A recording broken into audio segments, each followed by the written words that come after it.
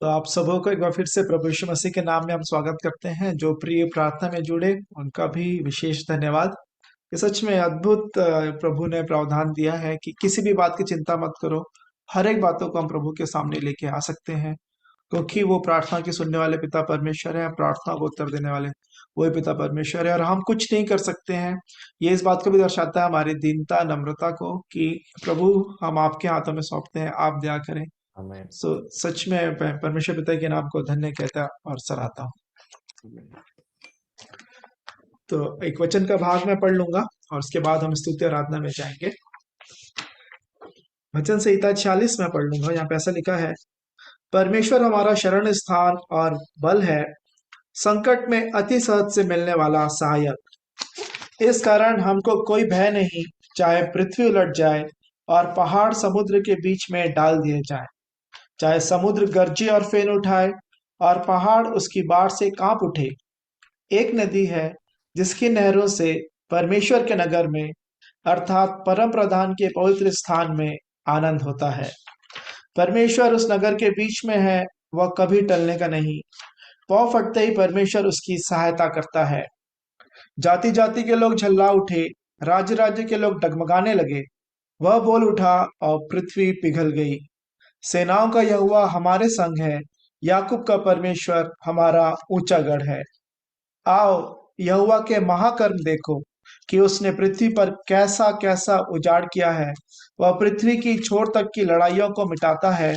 वह धनुष को तोड़ता और भाले को दो टुकड़े कर डालता है और रथों को आग में झोंक देता है। चुप हो जाओ और जान लो कि मैं ही परमेश्वर हूँ। मैं जातियों में महान हूँ, मैं पृथ्वी भर में महान हूँ। सेनाओं का यहोवा हमारे संग है, याकूब का परमेश्वर हमारा ऊंचा गढ़ है। हालेलुया। परमेश्वर पिता के नाम को महिमा देते हैं और हम उसी गीत को गाएंगे कि सेनाओं का यहोवा हमारे संग संग है, याकूब का परमेश्वर हमारा ऊंचा गढ़ है। सेनाओं का यहोवा हमारे संग संग है, याकूब का परमेश्वर हमारा ऊंचा गढ़ है। सेनाओं का यहोवा हमारे संग संग है, याकूब का परमेश्वर हमारा ऊंचा गढ़ है।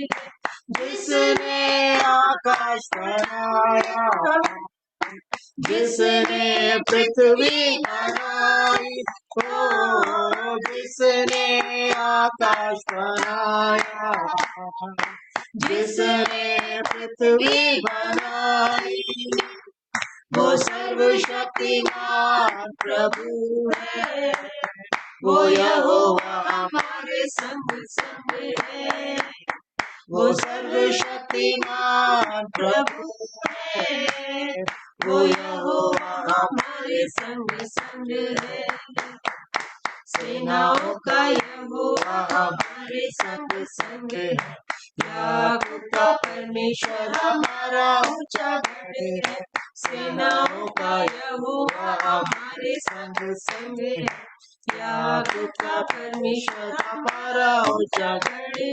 समुद्र को जिसने दो भागा, जंगल से मार निकाला, ओ समुद्र को जिसने दो भागा, जंगल से मार निकाला, जो वायदे को करता है पूरा, वो यहोवा हमारे संग संग है। जो वायदे को करता है पूरा, वो यहोवा हमारे संग संग है। सेनाओं का यहोवा हमारे संग संग है, याकूब का परमेश्वर हमारा ऊंचा गढ़ है। सेनाओं का यहोवा हमारे संग संग है, याकूब का परमेश्वर हमारा ऊंचा गढ़ है। लाजर को जिसने जिलाया, जक्कई को जिसने बचाया, ओ लाजर को जिसने जिलाया, जक्कई को जिसने बचाया, जिसके लिए सब कुछ संभव, वो यहोवा हमारे संग संग है, जिसके लिए सब कुछ संभव, वो यहोवा हमारे संग संग है। सेनाओं का यहोवा हमारे संग संग है, याकूब का परमेश्वर हमारा ऊंचा गढ़ है। सेनाओं का यहोवा हमारे संग संग है, याकूब का परमेश्वर हमारा ऊंचा गढ़ है। हालेलुया। परमेश्वर पिता का धन्यवाद कि वो हमारे संग संग हैं, हमको जय देने वाले पिता परमेश्वर हैं। हम एक और वचन पे आधारित गीत गा लेंगे जो कि भजन संहिता 23 पे आधारित है। यहोवा चरवाहा मेरा, कोई घटी मुझे नहीं है, हरी चराइयों में मुझे प्रेम से चराता वो है। यहोवा चरवाहा मेरा, कोई घटी मुझे नहीं है, हरी चराइयों में मुझे प्रेम से चराता वो है। यहोवा चरवाहा मेरा, कोई घटी मुझे नहीं है, हरी चराइयों में मुझे प्रेम से चराता वो है। मृत्यु के अंधकार से मैं जो जाता हूँ, प्रभु यीशु करुणा से तसल्ली मुझे देता है। मृत्यु के अंधकार से मैं जो जाता हूँ, प्रभु यीशु करुणा से तसल्ली मुझे देता है। यहोवा चरवाहा मेरा, कोई घटी मुझे नहीं है, हरी चराइयों में मुझे प्रेम से चराता वो है। शत्रुओं के सामने मेज वो बिछाता है, प्रभु की करुणा है, मन मेरा गाता है। शत्रुओं के सामने मेज वो बिछाता है, प्रभु की करुणा है, मन मेरा गाता है। यहोवा चरवाहा मेरा, कोई घटी मुझे नहीं है, हरी चराइयों में मुझे प्रेम से चराता वो है। सिर पर वो तेल भरा है, अभिषेक मुझे किया है, दिल मेरा भर गया है और उमड़ रहा है। सिर पर वो तेल भरा है, अभिषेक मेरा किया है, दिल मेरा भर गया है और उमड़ रहा है। यहोवा चरवाहा मेरा, कोई घटी मुझे नहीं है, हरी चराइयों में मुझे प्रेम से चराता वो है। सर्वदा प्रभु घर में करूँगा निवास जो मैं, करुणा भलाई की उसकी आनंद होके गाऊंगा। सर्वदा प्रभु घर में निवास मैं करूँगा, आई उसे आनंदित होके गाऊंगा। यहोवा चरवाहा मेरा, कोई घटी मुझे नहीं है। हरी चराइयों में मुझे से चराता वो है। या प्रभु के नाम को धन्य कहते हैं, सराहते हैं। आप सबको कभी अवसर होगा कि आप प्रभु की महिमा में गीतों को गा सकते हैं। तो पिता परमेश्वर का धन्यवाद। हाँ, कि फिर से यीशु मसीह में उसने हमको ये समय दिया कि हम इस भांति इस ब्लेसेड फैमिली में आराधना में सम्मिलित हुए। धन्यवाद करते हैं। और आज आराधना के दोनों गीत में प्रभु ने सहायता की कि अमन और पूरा परिवार एक साथ मिलकर परमेश्वर की स्तुति के। बड़ा अच्छा लग रहा था। अमन हंस के गा रहा था, आनंदित होके गाऊंगा। वो गाना भी गा रहा था और बड़ा खुश था। और खुश होने का कारण मेरी मिसेस बता रही है कि जहां जहां अमन रुक जाता था तो सोनिया बड़े जोर से हालेलुया करके गाती थी। तो बहुत अच्छा लगा। मेरी मिसेस पूछ रही थी आविया नहीं दिख रही। मैंने कहा आविया भी गा रही है, सुनो। हाँ, वो दिख अकेला रहा है अमन, परंतु पूरा परिवार बड़ा आनंदित होके, वास्तव में बड़ा अच्छा लग रहा था दोनों गीत को। और जिस तरीके से आराधना को शुरू किए अमन और उनका परिवार, मैं सचमुच में मैं भी आनंदित हूँ उनको देखकर।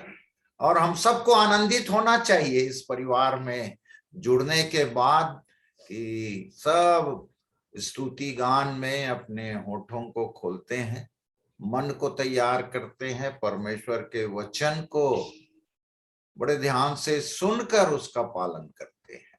तो पिता परमेश्वर का धन्यवाद करते हैं। जितने जुड़ गए हैं सबका स्वागत करते हैं। नहीं जुड़े हैं उनके लिए प्रार्थना करते रहें कि सब हमारे प्रिय लोग जुड़ सके। तो हम लोग भी एक गीत गाना चाह रहे हैं। पावन है वह प्रभु हमारा, उसकी जय जयकार करो। पावन है वो प्रभु हमारा, उसकी जय जयकार करो। निर्बल का बल है न्यारा, उसकी जय जयकार करो। जय हो, जय हो, जय हो, जय हो, जय हो, जय हो। दीन दुखियों का है दाता, भटके हुओं को राह दिखाता। दीन दुखियों का है दाता, को राह दिखाता।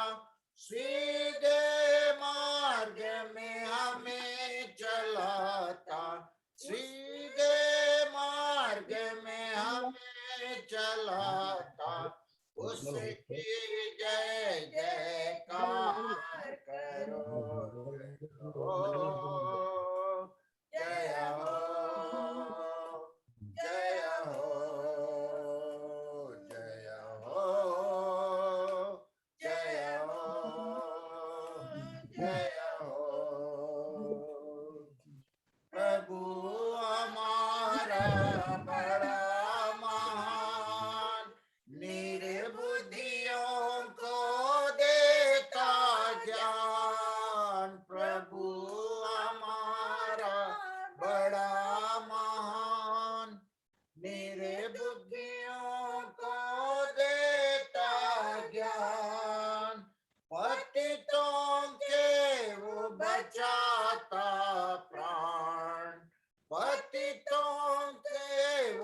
बचाता प्राण, उसकी जय जयकार करो।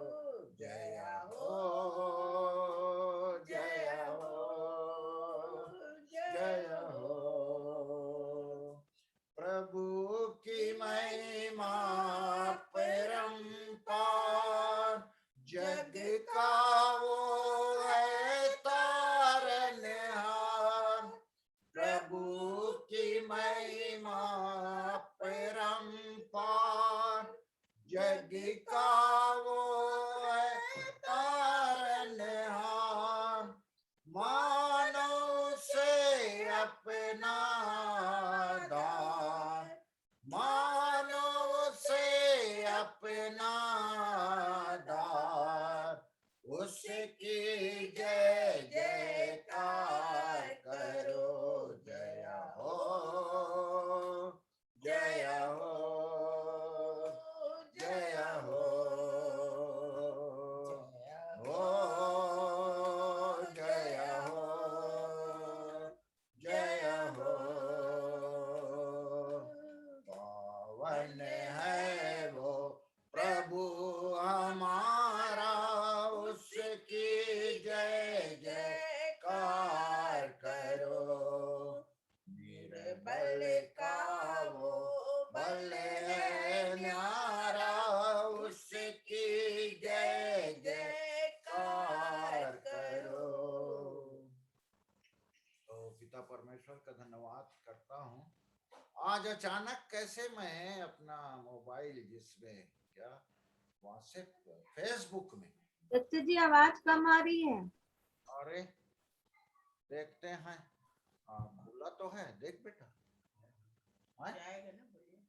अभी जी चाचा जी, पहले वॉल्यूम ज्यादा था, अब कम हो गया है। शुरू में जब आप लोग बात कर रहे थे तब अच्छा था, अब लेकिन अचानक से कम हो गया। गाने में भी कम हो गया क्या? हाँ, बीच में कम हो गया, आधे गाने के। सहायता करे। अभी नहीं कह रहे। आविया okay, yes, thank you, praise the Lord. तो गाना गाने के समय मुझको एक लाइन दिखा, भटके हुओं को राह दिखाता। तो आज पता नहीं फेसबुक में एक लगातार आता रहता है, परमेश्वर के दास, परमेश्वर के भक्त लोग संदेश आज एक के बाद एक कई ठो चैनल में मैं सुन रहा था, और सुनते सुनते अचानक मैं रुक गया, उसको बड़े ध्यान से सुना। एक गवाही में किसी व्यक्ति ने कहा, आई हैव फाउंड जीसस, मैंने यीशु मसीह को पा लिया। तो तुरंत क्वेश्चन किया, ये शब्दों तर्क वितर्क में ज्यादा अपन को ध्यान नहीं देना चाहिए। तो बोलते बोलते बोले, क्या जीसस खो गए थे क्या, आप उसको पा गए? और उसी से मैसेज शुरू हुआ, all religions other than Christianity, वो परमेश्वर को ढूंढते हैं, ऐसा। They search God, but Christianity is the only religion जो कहती है मनुष्य परमेश्वर को नहीं ढूंढता, परमेश्वर मनुष्य को ढूंढता है। जैसे इस गीत में मैं गाया ना, तो मुझको याद आ गया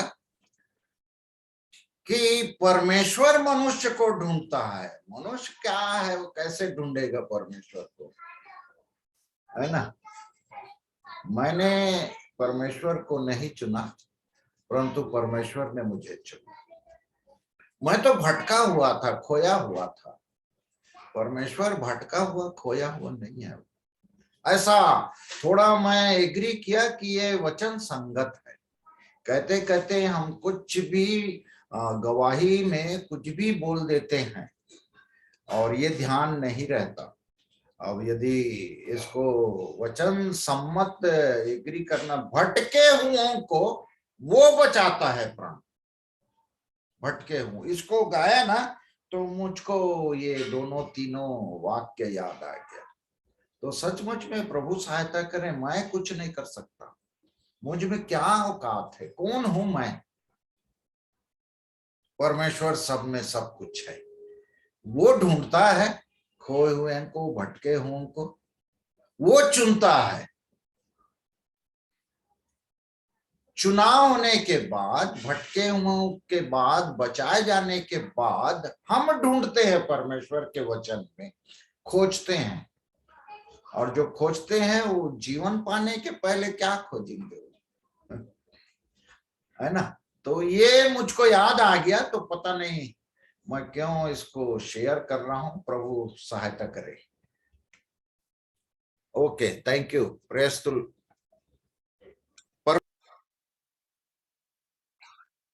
चाचा जी दीदी को धन्यवाद इस सुंदर गीत के लिए और इस वचन के लिए भी, कि सच में हम कुछ भी नहीं है यदि यही तो दीनता और नम्रता है, यही हम, नहीं तो हम बहुत कुछ अपने आप में कुछ कुछ अपने आप को सोच लेते हैं, शैतान ये लेके आ जाता है हमारे जीवन में।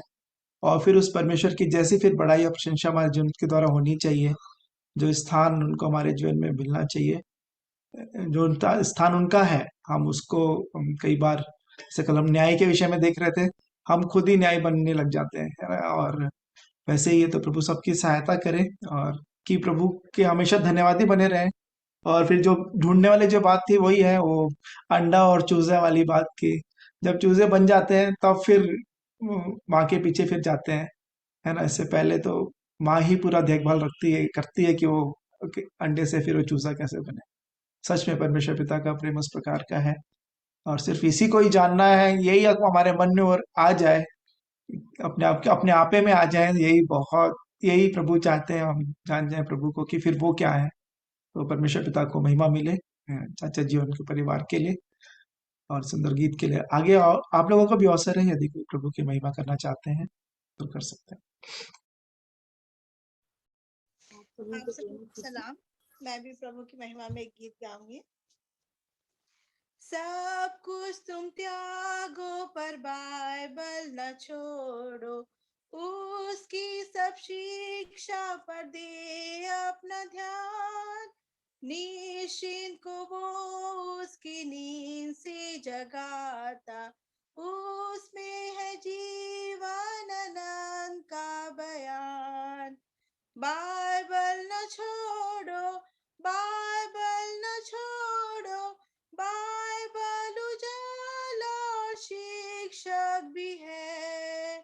बाइबल न छोड़ो, वो धन का निधान है, जिसमें है वाणी सब पाप से उद्धार। हे मेरे मन उसको अपना तू कर ले, उसके सब गुण है अथाह और सहाय। बाइबल न छोड़ो, बाइबल न छोड़ो, बाइबल उजाला और शिक्षक भी है। भक्तों के लिए है बाइबल एक दीपक, उससे जवान पाप से रुक जाते हैं।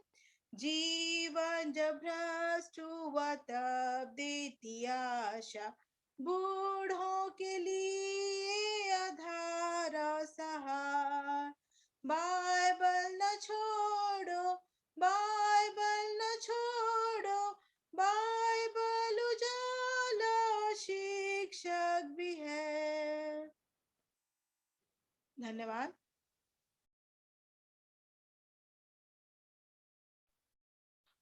आप सबों को जय मसीह की। भजन संहिता उसका 39, जहाँ पर लिखा है कि मैंने कहा अपनी चाल चलन में चौकसी करूंगा, ताकि मेरी जीभ से पाप ना हो। जब तक दुष्ट मेरे सामने है तब तक मैं लगाम लगाए अपना मुंह बंद के रहूंगा। और जब ये वचन को पढ़ती हूँ तो एक गाना बनाए थे मामू, और मैं उसको गाना चाह रही थी, उसको मैं ढूंढ रही थी उसके शब्द, लेकिन वो मुझे नहीं मिले। लेकिन मुझे प्रभु ने स्मरण दिलाया और मुझे बहुत अच्छे से परफेक्टली नहीं आता है, बट मैं इसको गाना चाहूंगी क्योंकि ये मेरी प्रार्थना है मेरे प्रभु के सामने। मैंने कहा अपने चाल चलन की चौकसी करूंगा, मैंने कहा अपने चाल चलन की चौकसी करूंगा, मेरी जीभ से पाप ना हो, मैं लगाम लगाए रहूंगा, मैंने कहा अपने चाल चलन की चौकसी करूंगा, मैं मौन धारण करके गूंगा बन गया, मैं मौन धारण करके गूंगा बन गया, और भलाई की ओर से भी चुप्पी साधे रहा, मैंने कहा अपने चाल चलन की चौकसी करूंगा, मैंने कहा अपने चाल चलन की तुम्हारे उसमें से चालू कर लो क्या? ज्ञानी कौन है, समझदार कौन है, ज्ञानी कौन है, समझदार कौन है, जो ऐसा हो वो कामों को अपने नम्रता से दिखाए, मैंने कहा अपने चाल चलन की चौकसी करूंगा, मैंने कहा अपने चाल चलन की चौकसी करूंगा, मेरी जीभ से पाप ना हो, मैं लगाए रहूंगा, मैंने कहा अपने चाल चलन की चौकसी करूंगा। प्रभु सहायता करे, अगुवाई करें। मेरी प्रभु से ही प्रार्थना है कि हर पल हर क्षण मैं प्रभु को, मेरी दृष्टि मेरा ध्यान मेरे प्रभु की ओर लगी रहे, ताकि क्योंकि जहाँ जैसे कहते हैं ना कि दृष्टि हटी दुर्घटना घटी, अगर प्रभु से दृष्टि हटेगी तो जो विरोधी है वो बहुत चकन्ना है। तो प्रभु दया करे कि उसको मेरे जीवन में अवसर ना मिले और उस जय को मैं अपने जीवन में पाती जाऊँ। प्रभु की स्तुति हो उनकी महिमा। सुंदर गीतों के लिए सोनू दीदी को और बबली दीदी को धन्यवाद कि सच में प्रभु जैसे दाऊद की प्रार्थना थी कि मेरा हृदय का ध्यान और मेरा चाल चलन प्रभु आपको ग्रहण योग्य हो। आमीन। सो अभी भी अवसर है, ज्योति आंटी का माइक ऑन है तो उनको अवसर है। प्यारा तेरा नाम, मीठा तेरा नाम, प्यारा तेरा नाम, मीठा तेरा नाम, नामों में है सबसे ऊंचा यीशु तेरा नाम, प्यारा तेरा नाम, नाम से सृष्टि, नाम से जीवन, नाम ही सत्य, नाम ही तारण, नाम से सृष्टि, नाम से जीवन, नाम ही सत्य, नाम ही तारण, नाम सुनो और मुक्ति पाओ। धन्य प्रभु यीशु नाम, धन्य प्रभु यीशु नाम। प्यारा तेरा नाम, मीठा तेरा नाम, नामों में है सबसे ऊंचा यीशु तेरा नाम। प्यारा तेरा नाम, नाम यीशु का सबको बचाए। जीवन जल से प्यास बुझाए। नाम यीशु का सबको बचाए। जीवन जल से प्यास बुझाए। नाम उद्धारक, जग का उद्धारक, धन्य प्रभु यीशु नाम, धन्य प्रभु यीशु नाम। प्यारा तेरा नाम, मीठा तेरा नाम, नामों में है सबसे ऊंचा यीशु तेरा नाम।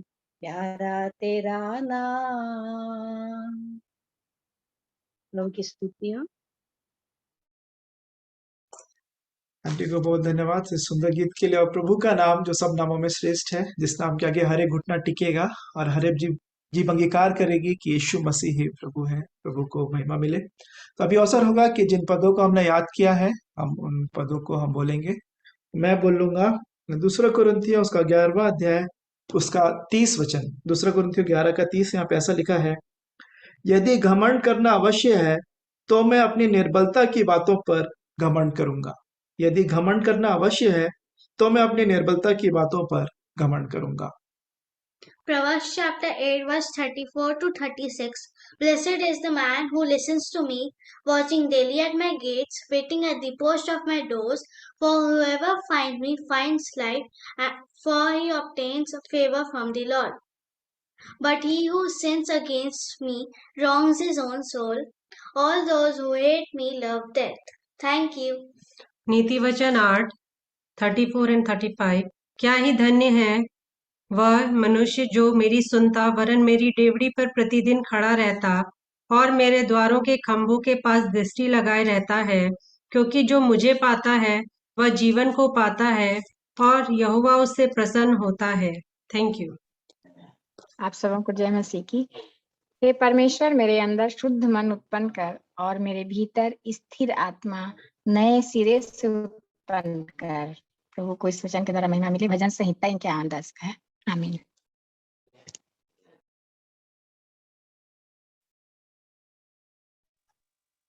भजन संहिता 145 उसका 1 और 2।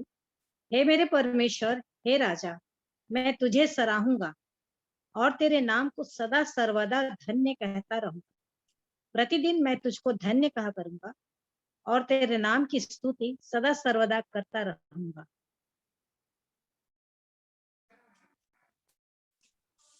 पहला थिस्सलुनीकियों उसका 5वां अध्याय उसका 15वां पद। सावधान, कोई किसी से बुराई के बदले बुराई ना करे, पर सदा भलाई करने पर तत्पर आपस में और सबसे भी भलाई ही की चेष्टा करो। सदा आनंदित रहो, निरंतर प्रार्थना में लगे रहो, हर बात में धन्यवाद करो, क्योंकि तुम्हारे लिए मसीह यीशु में परमेश्वर की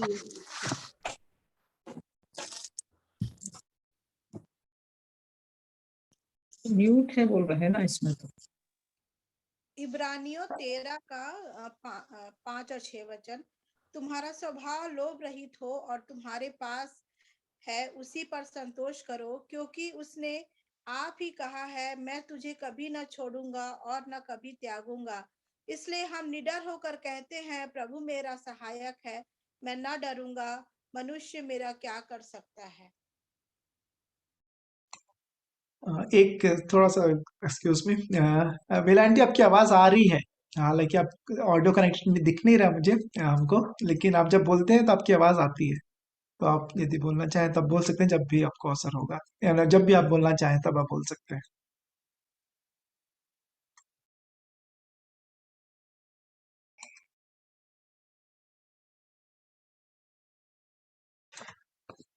बाकियों को भी अवसर है, सबों को, सॉरी, आप सबों को अवसर है। शायद आवाज उन तक नहीं पहुंच रही है मेरी, ऐसा लगता है।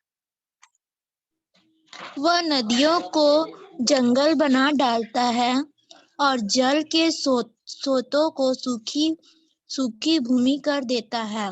भजन संहिता 107 का 33।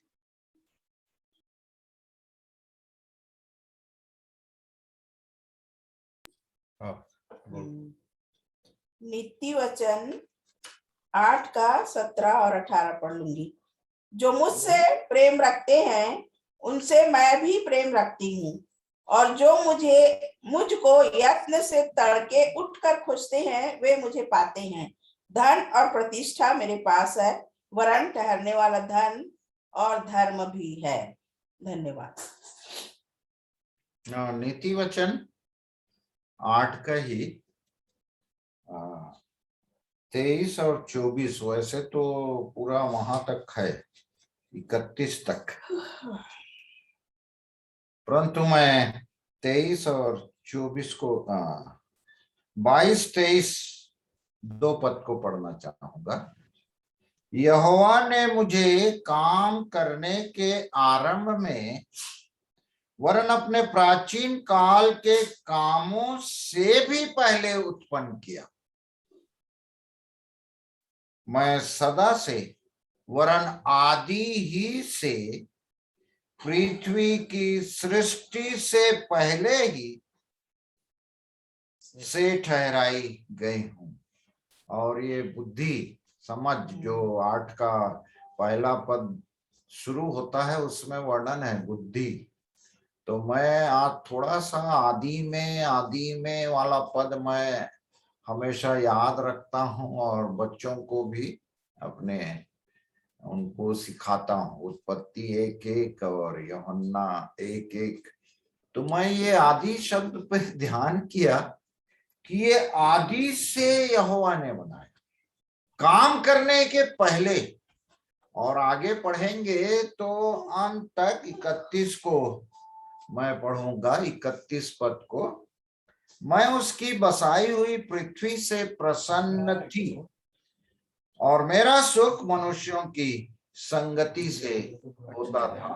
तो पिता परमेश्वर का ध्यान धन्यवाद करते हैं। और बेला डेनियल सिस्टर बार बार ऑन करती है और बोलना शुरू करती है, बाद में कुछ हो जाता है। तो बेला डेनियल सिस्टर, आवाज जा रही क्या आप तक? हाँ भैया, मेरे नेट का थोड़ा प्रॉब्लम आ रहा है, कट कट जा रहा है। हाँ, अभी आवाज आ रही है। आपको मौका है पहले, फिर बाद में बोलेंगे कोई। शुरू से आप ट्राई कर रही हैं, मैं देख रहा हूँ। हाँ मुझे ना, हाँ तो आप बोलिए पहले।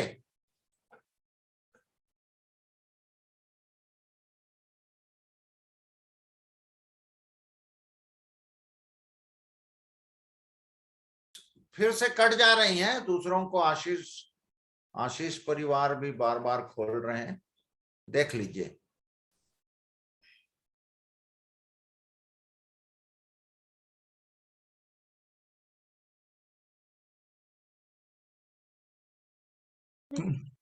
जो आशीष जो परिवार चाचा जी आप देख रहे हैं वो भी बेला डेनियल आंटी के साथ ही हैं। वो एक में वीडियो एक में ऑडियो, ऐसे वो कोशिश कर रहे हैं, ऐसा लगता है जी। तो यदि और कोई वचन का भाग बोलना चाहते हैं, वचन बोलना चाहते हैं तो अवसर है। मैं पढ़ लूंगी भजन संहिता 62 उसका 7 और 8 वचन। मेरे उद्धार और मेरी महिमा का आधार परमेश्वर है, मेरी दृढ़ चट्टान और मेरा शरण स्थान परमेश्वर है। हे लोगों, हर समय उस पर भरोसा रखो, उससे अपने अपने मन की बातें खोल कर कहो, परमेश्वर हमारा शरण स्थान है। आप सबों को जय मसीह की। मैं परमेश्वर के वचन से योना की तीसरी पत्री उसका पहला अध्याय और 1 से 4 वचन पढ़ूंगा। इस प्रकार से लिखा है, मुझ प्राचीन की ओर से उस प्रिय गयुस के नाम जिससे मैं सच्चा प्रेम रखता हूँ, हे प्रिय, मेरी यह प्रार्थना है कि जैसे तू आत्मिक उन्नति कर रहा है वैसे ही तू सब बातों में उन्नति करे और भला चंगा रहे, क्योंकि जब भाइयों ने आकर तेरे उस सत्य की गवाही दी जिस पर तू सचमुच चलता है, तो मैं बहुत ही आनंदित हुआ। मुझे इससे बढ़कर और कोई आनंद नहीं कि मैं सुनूं कि मेरे लड़के वाले सत्य पर चलते हैं। धन्यवाद। मैं एक प्रार्थना निवेदन आपको देना चाहती हूँ। मेरे जो मौसी मौसा हैं, मतलब मेरा भाई का बेटा है एजियल आशावान करके, बोनी का बेटा है, उसको जो है चेन्नई लेकर गए हैं। उसको सब पहले जो है रायपुर पहले लेकर गए थे, तो वहां पर उसका MRI किया गया और उसका आई टेस्ट भी किया गया। तो उसमें पता चला कि उसका जो ब्रेन का एक छोटा सा पार्ट जो है डेड है और आंख का जो है उसको थोड़ा नहीं दिखाई दे रहा है, मतलब विजन ठीक नहीं है उसका। तो उसके लिए उनको जो है चेन्नई लेकर गए हैं। तो सुबह मेरे मौसी मौसा लोग गए हैं, पहुंच गए, और अभी फ्लाइट से वो बच्चे को उसकी माँ और उसके नाना नानी लेकर गए हैं। तो कल उसका अपॉइंटमेंट है। तो आप लोग बच्चे को प्रार्थना में रखिए, 7 महीने का है वो। और उसको जो है ये तकलीफ है, ये हमें बाद में पता चला, जब रायपुर लेके गए ये सारे रिपोर्ट निकाला गया तो पता चला। तो उसको वेल्लोर लेके जाने वाले थे, लेकिन वहां का अपॉइंटमेंट नहीं मिल रहा था, इसलिए चेन्नई लेकर गए हैं। तो जो भी डॉक्टर जो भी ट्रीटमेंट देंगे उससे उसका जो भी शरीर में कमजोरी है जो नहीं दिख रहा है वो ठीक हो सके, क्योंकि परमेश्वर तो डॉक्टरों को बनाने वाला डॉक्टर है और वैद्यों का वैद्य है। तो उसके सामने तो हर चीज संभव है। हम सब विश्वास में हैं। और मैं अभी प्रार्थना इससे पहले भी मैं कर चुकी हूँ, अभी जो 7:30 बजे का ये था। और आप सबों को भी मैं निवेदन करती हूँ कि उस बच्चे के लिए आप प्रार्थना में रखिए, क्योंकि सारा परिवार जो है उसके लिए काफी परेशान और चिंतित है।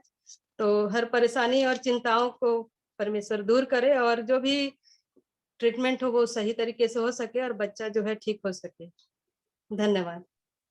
नाम क्या है? नाम एजियल आशावान। एजियल।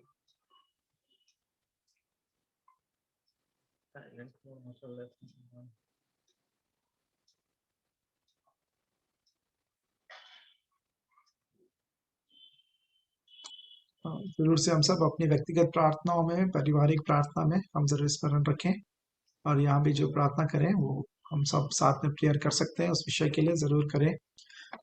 अभी भी अवसर है, यदि कोई वचन यदि सबने बोल लिया है या कोई बोलना चाहते हैं तो, नहीं तो अभी फिर गवाहियों का अवसर होगा, यदि कोई गवाही बांटना चाहते हैं। सर मैं बताना चाहूंगी आप सबों को जय मसीह की पहले, और प्रभु का धन्यवाद हो कि उसने मुझे अपना गवाह बनाया है। और स्टेप बाय स्टेप मैं अपने जीवन की गवाही को बता रही हूँ। और उसके बाद जब हम लोग का जीवन चलने लगा प्रभु के वचन में, प्रार्थना में, संगति में, गवाही देने में और जगह जगह जा करके बताने में, सारी बातों में प्रभु हमारी सहायता कर रहे थे। और होते होते 1999 की बात है, लास्ट दिसंबर में, और उस समय मेरी ड्यूटी थी, नाइट ड्यूटी, और अचानक से मेरा हाथ इस राइट साइड में गया बैठे बैठे। ये सब प्रभु का ही प्रयोजन रहा, मतलब उसी का ही साथ था, उसी का हाथ था। और मैंने कुछ महसूस किया, और 1 हफ्ता नाइट करने के बाद मैंने अपनी बहन से, अपने जेठानी से भी इसका ये बात को कहा कि कुछ महसूस हो रहा है ऐसे करके, लेकिन नॉर्मल वे से हम लोग गए। उसके बाद 1 तारीख आ गया 2001 का, और 1 तारीख को ड्यूटी गई थी तो वहाँ पर डॉक्टर को बताई भी, मैडम भी बोली कि डॉक्टर को दिखा देंगे, जो सर्जिकल वाले डॉक्टर सिंह। फिर दूसरे दिन उनको दिखाने गई और वो भी बोले कि कुछ नहीं है, विटामिन ई देंगे और ठीक हो जाएगा। फिर एक बड़े सर थे, उनको भी दिखाने बोल दिए, वो भी देख लिए। उसके बाद एफएनएससी के लिए बोल दिए और वो भी अद्भुत रीति से, जो डॉक्टर नहीं थे अपॉइंटमेंट में उस समय, वो मतलब मेरे को मिल गया और उन्होंने किया। और बहुत छोटा सा ग्लैंड, एकदम बहुत ही छोटा सा, और वहां से उन्होंने जो फ्लूइड निकाला उसमें कम से कम 4-5 दिन के बाद उसका रिपोर्ट मिला। और मेरा वार्ड था, साइकेट्रिक वार्ड, बहुत दूर था और वो जो लैब था बहुत दूर, और वहां से मैं पैदल गई प्रेयर करते करते, क्योंकि वो लोग बोले कि आप खुद आइए अपना रिपोर्ट लेने। और जैसे गई और मैं देखी तो उसमें पॉजिटिव लिखा था और वो लोग मेरा मुंह देख रहे थे। तो फिर उसके बाद मैं तो प्रभु का धन्यवाद करते हुए बड़े आनंद के साथ वापस आ रही हूँ रास्ते में, कि प्रभु कोई बात नहीं, जो हुआ प्रभु आपका धन्यवाद। जैसे ही वार्ड पहुंची तो सारे स्टाफ लोग देख करके रिपोर्ट को, और ये मेरे को समझाने लगे। मेरे को भी समझ में नहीं आ रहा था क्या, क्यों ये लोग समझा रहे हैं, मतलब इतना यदि परेशान क्यों, कुछ नहीं होता, ऐसा है, बस है, ऑपरेशन होगा, ठीक हो जाएंगे, ऐसा होता है। और पता नहीं कौन सिस्टर मेरे हस्बैंड को बुला भी ली 10 बजे, आ जाइए करके। मैं बोली अरे कैसे आ गए, नहीं मैं लेने आया हूँ। अच्छा, तो फिर चली गई, आ गई, आई और सब कुछ को कार के पीछे ही बैग में रख दी और हम दोनों बैठ गए आंगन में ऐसे। उसके बाद बातचीत की। फिर निकी देख रहा था ये बात को, तो वो कुछ ऑब्जर्व किया, कुछ तो हुआ है, मम्मी ऐसे बीच से कैसे आ। उसके बाद फिर रिपोर्ट के बाद सर ने हाई रिस्क उसमें ऑपरेशन के लिए बोल करके बहुत सारा पूरा इन्वेस्टिगेशन, चेस्ट वो सब कुछ करवा लिए। और ऐसे करते करते फिर देखे कि कौन से दिन खाली है तो उस दिन मैं करूंगा। ठीक, फिर 9 तारीख का डेट मिला मेरे मुझको। उसके पहले मैंने प्रभु से प्रार्थना की, हिजकिय्याह की तरह, कि मैं प्रभु जी जो कुछ है उसके लिए धन्यवाद देती हूँ, बस ये कि मुझको भी आप मेरी उम्र को बढ़ा दीजिए और इसके द्वारा कुछ भी ना होने पाए। और उस समय निकी 12th क्लास में और मेरे साथ इतना कनेक्शन उसका था, अधिक मतलब ज्यादा था लगा, कि वो वहीं रह करके मेरे साथ ऑपरेशन के बाद वहीं रह के पढ़ के वो एग्जाम दिया और 74% से निकल भी गया। प्रभु का धन्यवाद। और उसके बाद मैंने प्रार्थना की और उसके बाद मैं ऑपरेशन के लिए तैयार हो गई और मेरे को बहुत आनंद आ रहा था, मतलब कुछ भी नहीं लग रहा था कि कटेगा तो एक अंग ही तो कटेगा और क्या होता है, पर विश्वास में मैं एकदम मजबूत। और उसके बाद ऑपरेशन हो गया, बहुत देर तक, सुबह 8 साढ़े 8 बजे से चालू था। उसके बाद फिर वहां पर भी उन्होंने एक और टेस्ट के लिए भेजा, टेबल में रखने के बाद एनेस्थीसिया देने के बाद बोले नहीं कंफर्म कर लेते हैं और है कि नहीं, नहीं तो बेकार का इनको निकालना पड़ेगा। फिर किए तो उसमें कंफर्म हो गया कि नहीं है। और उसके बाद फिर हो गया, 1-1:30 बजे मैं निकली और ऐसे करके डिस्चार्ज हो गई 24 तारीख। और उसके बाद उस समय भूज का भूकंप हुआ था, उसको मेरे को मेरे हस्बैंड टीवी में दिखा दिए, तो जिसके कारण से मैं थोड़ा ये हो गई, बाप रे इतना भयानक रीति से दब रहे हैं लोग और ये कैसा कर रहे होंगे ऐसे करके।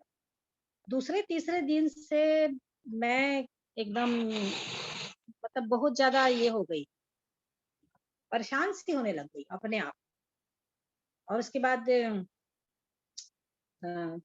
सेक्टर 1 मुझको जाना था दिखाने के लिए, वहां चली क्योंकि कैंसर का वहीं पे था, थे डॉक्टर केकरे, उनको दिखाई। फिर वो थोड़े दिन के बाद बुलाए, मार्क करेंगे करके, सिमुलाइजेशन बोलते हैं, पूरा मार्क किए कहाँ कहाँ देना है रेडिएशन, और बोले कीमो। मैंने सोचा हाँ ये तो इंजेक्शन है, चलेगा, कुछ नहीं होता है। पर वो कीमो जब लगा, डायरेक्ट लगता था, तो हर बार लगता था, मतलब 6 बार हुआ मेरा, और हर बार ब्लड टेस्ट होता था। और इस हाथ मतलब इसी साइड हुआ है ऑपरेशन, तो इस हाथ में कुछ नहीं करना है और इसी साइड से सब करते थे, ब्लड लेना है, जो भी करना है, आईवी लगाना है, इंजेक्शन जो भी है, तो यहाँ ये हाथ में कभी प्रिक करना ही नहीं करते, अभी तक भी नहीं करते हैं। और उसके बाद सब हो गया, उसके बाद चालू हो गया फरवरी से मेरा कीमो भी चालू हो गया, रेडिएशन भी। और फर्स्ट कीमो के बाद ही मेरा सब कुछ डाउन हो गया एकदम, क्योंकि बहुत हाई डोज रहता है, मेरा एचबी प्लेटलेट सब डाउन, और बहुत मतलब बहुत ही ज्यादा क्रिटिकल पोजीशन थी। और खाने पे मन नहीं, पूरा शरीर ऊपर से लेके नीचे तक काला, पूरा तलवा सब सब मतलब बहुत, कुछ भी स्वाद नहीं मुंह में। बाल अच्छे लंबे थे, पूरे झड़ने लगे, चालू हो गए और पूरे निकल ही गए। ऐसे करते करते करते करते मेरे महीने मतलब बीत गया, सितंबर आ गया। हर महीने जाती थी कीमो के लिए, रेडिएशन तो चल ही रहा था, 27 रेडिएशन हुआ। और बस अनफिट लेती थी दूसरे डॉक्टर से, डॉक्टर केकरे जो बड़े थे उससे नहीं लेती, दूसरे डॉक्टर से लेती थी और भेज देती थी, और मेरे को नहीं करना। और धीरे धीरे मेरा सब कुछ भूल गई। सोचती थी ये लोग क्या करते हैं, सुबह जा करके ये हॉस्पिटल में करते क्या है ये पता नहीं। घर में मैं सब कुछ भूल गई, मेरे को कुछ भी बनाना नहीं आता, कुछ करती नहीं थी, पानी तक नहीं निकालती, कुछ भी नहीं करती। निकी कुछ सब्जी वब्जी कभी काट देता था तो ऐसे ही खड़े खड़े सोचती थी क्या करना है, बहुत मुश्किल से बना पाती थी, नहीं तो नहीं बना।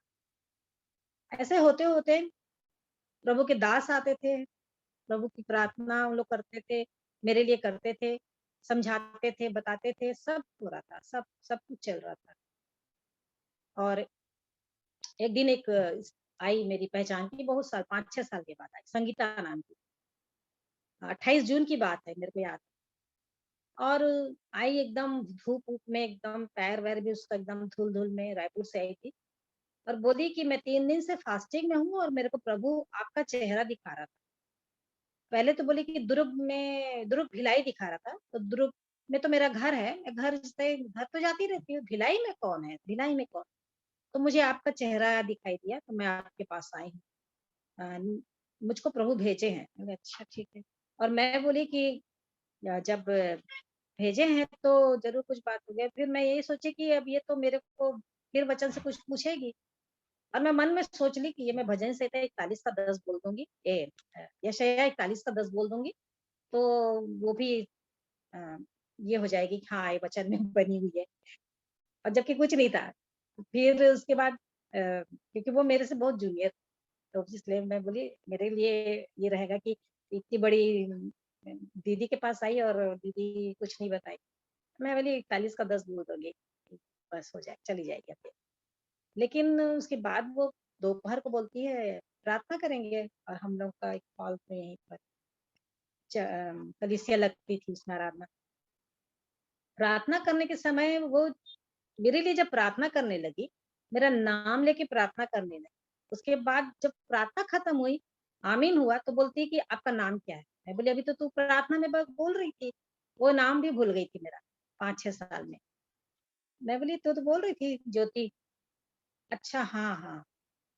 तो बहुत सारा लिस्ट प्रभु दिखा रहा था, बहुत सारे नाम दिखा रहे थे, और उस नाम में आपका नाम मैं देखी कि, जबकि मैं अपने बारे में कुछ नहीं बताई थी उसको, मैं आपका नाम देखी कि आपका नाम एकदम मतलब एक बड़े उसमें था, और आपका नाम इसलिए दिखाया है कि आपके पीछे दुष्ट पड़ा हुआ है बहुत बुरी तरह से, और आपको ये तंग कर रहा है, लेकिन आप बिल्कुल घबराएंगे मत, आप ना जल्द ही अच्छे हो जाएंगे, और सबसे पहले आप मेरे को गवाही दें। मैं बोली इसको प्रभु कैसे मेरे बारे में इन सारी बातों को बता दिए, जबकि मैं तो इसको कुछ बताया ही नहीं। फिर मेरे को थोड़ा खुल गई उसके साथ। मैं बोली संगीता मेरे साथ ऐसा ऐसा होता है, अब उसको फिर मैं बताना स्टार्ट करी, मेरे को डर लगता है, मेरे को ऐसा होता है, बस सारी बात तू बताई। फिर उसको मैं बोली कि तू इतनी बात बता रही है, तो फिर मन में सोची भी क्या बोल रही है ये, मैं क्या गवाही बताऊंगी इसको। फिर उसके बाद मैं उसको रोक ली, उसके अपने हस्बैंड को फोन करके मुझको रुकवा ली, मैं रोक ली। तो बोले ठीक है रुक जाओ, रात को सुबह आ जाओ। बच्चे घर में 2 अकेले थे उनके पापा के साथ। रात को बोली, मैं प्रार्थना करना तक भूल गई। मैं बोली प्रार्थना कैसे करते हैं संगीता, वो मेरे को लिख के दी, ऐसा प्रार्थना करी, बोलने से नहीं समझ में आ रहा था, लिख के दी। ठीक है।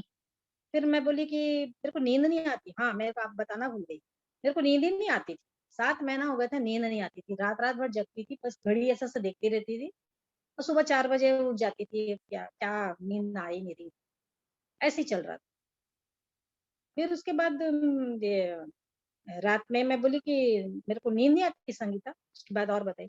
तो बोली कि नहीं, आप क्रूस के दर्शन को देखिएगा, प्रभु से प्रार्थना करते रहिएगा, आपको नींद आ जाएगी।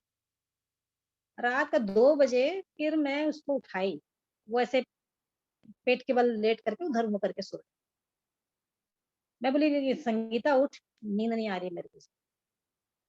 और वो उठी, कुछ नहीं पूछी, अपना घुटने में आई, प्रार्थना करी मेरे लिए, बोली आपको नींद आएगी, सो जाएगी। और उसके बाद मैं मन में सोची भी ये कैसे कहाँ से आई है और कुछ बता, क्या प्रार्थना कर रही, मेरे को नींद ही नहीं आ रही। सुबह जैसे ही हुआ फिर वो बोली मैं जा रही हूँ, तो मैं बोली ठीक है। बोलती आपसे एक बात बोलना। मैंने बोल, आप बुरा मत मानेंगे। मैंने नहीं, आप रात में मेरे लिए सोच रहे थे ना कि कहाँ-कहाँ से आ गई है और क्या प्रार्थना कर रही है, कुछ मेरे को नहीं बोली, सच में ये बात है। मैं बोली मैं तो, क्योंकि मेरे को नींद ही नहीं आ रही थी, तो प्रार्थना करी उसके बाद फिर भी नींद नहीं आई मेरे को। तो कोई बात नहीं, कुछ नहीं है, लेकिन आप पढ़ते रहिए और प्रार्थना करते रहिए, आपको प्रभु ज़रूर छुटकारा देंगे। चली गई उसके बाद। ऐसे होते-होते सितंबर आ गया और एक दिन मैं जो छोटे डॉक्टर थे उनसे हट करके, वो नहीं थे उस दिन, मैं बड़े डॉक्टर के पास आ गई। उन्होंने मेरी फाइल देखी, सब कुछ देखा, उसके बाद सितंबर में वो मेरे बुक को देख के बोलते कब से ड्यूटी नहीं जा रहे हैं? मैं बोली जनवरी से। बोलती इतना दिन हो गया आप ड्यूटी च नहीं जा रहे हैं? मैं बोली नहीं, मैं नहीं कर सकती। मैं कुछ कर नहीं सकती, मैं सब भूल गई, मैं कपड़े नहीं पहन सकती, मैं कैसे करूँगी? मेरे सिर में बाल नहीं, मैं कैसे जाऊँगी? मैं कुछ भी नहीं कर पाऊँगी, मैं वीआर ले लूँगी। ऐसा-ऐसा बोल-बोल के नहीं सर, फट, फट, फट, फट फिट फॉर ड्यूटी कर दिए, आप जाइएगा ड्यूटी। उसके बाद आते-आते मेरी माँ भी थी साथ में, आते-आते एक कपड़ा खरीदी मार्केट से बाँधने के लिए। उसके बाद दूसरे दिन गई, बस चुपचाप बैठी, कुछ नहीं, किसी से बात नहीं, कुछ नहीं, बस वापस घर। ऐसे ही होते-होते अक्टूबर आ गया और उस दिन तारीख था 24, पर मेरे माइंड में क्या था कि 25। बहुत कम पढ़ती थी, लेकिन पढ़ती थी वचन। मैंने 121 से पढ़ना चालू किया। 121 पढ़ी और 121 को पढ़ते-पढ़ते मैं बोली कि प्रभु ये दाऊद की प्रार्थना नहीं है, ये मेरी प्रार्थना है कि मैं अपनी आँखें तेरी ओर उठाता हूँ। तो और जब वहाँ पे लिखा हुआ है कि तेरा रक्षक है, सब जगह में मैं मेरा रक्षक, मेरा, हर जगह मेरा, ना धूप से ना तेरी, जहाँ चाँद रात को चाँदनी तेरी कुछ है तो मेरी, ऐसा मैं पढ़ती थी। मैं क्लेम कर रही थी इस वचन। दाऊद ने किया वो अच्छी बात है, लेकिन अभी मैं कर रही हूँ। 121, 122, 123 ऐसा पढ़ के 124 पढ़ी हूँ। 125 को पढ़ के जैसे ही पलटी हूँ, प्रभु की आत्मा तुरंत मुझको बताई कि फिर से पलटी और देखी तो एकदम 7 और 8 में एकदम फोकस लाइट। 7 और 8 वहां लिखा था हमारा जीव पक्षी की नहीं चिड़ी मार के जाल से छूट गया, जाल फट गया और हम बच निकले। यहोवा जो आकाश और पृथ्वी का करता है, हमारी सहायता उसी के नाम से होती है। वाह, ये वचन, बाप रे क्या सामर्थी वचन, ऐसा सट से मेरे अंदर आया। तीनों को मैंने महसूस किया, पिता पुत्र पवित्र आत्मा को। और मेरा सारा सब कुछ जाल फटा, मैं बच निकली और मेरा सब कुछ निकल के चला गया। सब संदेह, डर, भय, निराशा, परेशानी जो जो था, कुछ सब कुछ निकला और मेरे को महसूस हुआ एकदम अद्भुत आनंद और शांति से मैं भर गई एकदम से। और मैं प्रभु को बहुत धन्यवाद दी और मैं तुरंत फिर अपनी बहन को फोन करी, चिरमिरी में रहती दीदी। सब लोग मेरे को उसके पहले देखते कि आ गए, मेरी बड़ी बहन बोलती जाओ देख लो उसको, वो दिसंबर तक नहीं बचने वाली, वो नहीं रहेगी, नहीं बचेगी बेबी इस बार, चली जाएगी। सब लोग बीच बीच में आके मेरे को देख के चले जाते थे और उसको मैं फोन करी तो वो मेरे को बोल भी रही है कि बेबी तेरे आवाज से तो फर्क लग। अरे मैं बोली दीदी मैं बाद में बताऊंगी बात, अभी तो बस तेरे को विश कर रही हूँ। उसका बर्थडे भी था और बाद में मैं जानी कि आज 24 तारीख करके, और पढ़ ली थी 125 समझ करके 121 से 125 तक पढ़ना है करके। और प्रभु का धन्यवाद देती हूँ कि वे वचन ना इतना अधिक मेरे अंदर जा करके काम किया, ये वचन मुझको जीवन बदल दिया। और मैं बोलने लगी, प्रभु आपने तो एकदम अय्यूब की तरह दुनिया आशीष से भर दिया। मेरे को सब याद आ गया, सब याद आ गया, सब कुछ पहले से भी अधिक से अधिक। मैं बोली क्या अद्भुत परमेश्वर है। उसके बाद मैं दवाइयाँ खाना चालू कर दी ना, क्योंकि मैं नींद नहीं आ रही थी, तो मैं मेडिसिन लेना चालू कर दी थी। सारी दवाइयों को 2 नवंबर की बात है, अक्टूबर का नवंबर, हाँ 2 नवंबर को प्रभु फिर मेरे से बात की। मैं बोली प्रभु तो ये दवाई को खाते ना, नहीं खाऊंगी। पूरा बंडल को फेंक दी और इतने स्मूथ अच्छे से जीवन, नींद और सब कुछ भरपूरी के साथ। सो प्रभु का धन्यवाद करती हूँ कि स्थिति मेरे जीवन में बहुत क्रिटिकल आई और प्रभु ने हर बार मुझको संभाल करके, भले समय लगता लेकिन मेरे को संभाल करके इनसे उबार लेते और अभी भी उबार लिए। तो सारी महिमा मैं प्रभु यीशु मसीह को देती हूँ, उस पवित्र आत्मा को देती हूँ जिसको मैंने पाया है। उस जीवन के लिए धन्यवाद देती हूँ, वचन के लिए धन्यवाद देती हूँ, प्रभु यीशु के लहू के लिए धन्यवाद देती हूँ और आप सबके लिए, आप सबका भी धन्यवाद करती हूँ। आप सबको जय मसीह। सच में परमेश्वर पिता का धन्यवाद हो। और वो अद्भुत परमेश्वर पिता अद्भुत रीति से कार्य करने वाले हैं, कुछ भी कठिन नहीं, असंभव तो दूर की बात है। जैसा हम इस मीटिंग में कहते हैं, परमेश्वर पिता के नाम की बड़ाई प्रशंसा करते हैं। हालांकि समय जरूर वो देते हैं, हम हमारे लिए होता है। सच में प्रभु उनके पास उचित समय है हमारे हर एक के जीवनों के लिए। मैं परमेश्वर पिता का धन्यवाद देता हूँ इस अद्भुत सामर्थ्य गवाही के लिए। तो परमेश्वर पिता के अनुग्रह से, दया के करुणा से हम अपने जीवनों में देखने पाते हैं। आंटी के जीवन में हमने देखने पाया है। प्रभु के नाम को महिमा देते हैं। अभी भी अवसर है, यदि कोई कुछ कहना चाहते हैं गवाही में या वचन का प्रकाशन कोई है जो आपस में बांटना चाहते हैं, क्योंकि हमने कल सीखा कि हम म्यूचुअल अप बिल्डिंग के लिए हैं, एक दूसरे के लिए, आपस में एक दूसरे को बढ़ाने के लिए। और सच में गवाहियों के द्वारा, वचन के प्रकाशन के द्वारा हम एक दूसरे की सहायता करते हैं आत्मिक जीवन में बढ़ोतरी के लिए। तो अभी अवसर है सब।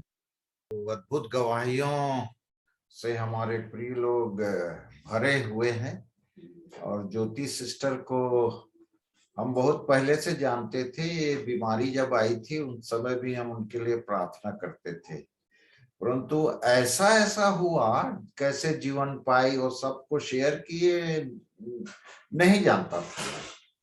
इतना जानता था कि पूरा परिवार प्रभु में आ गया है, परंतु वो जब गवाही दी ना, तब एक एक बातें और प्रभु उनके विषय में, परिवार के विषय में। क्योंकि मैं उनके परिवार में, जब रंजन हमारा भतीजा था ना, उसको ट्रीटमेंट करने आए थे, तो हम उनके घर में रहते थे। उनकी दिनचर्या को कैसे वो सहायता हम लोगों को किए, काफी नजदीक आए थे। परंतु ये बीमारी में ऐसा जय मिला, परमेश्वर ने अपने वचन से उनको जीवित किया,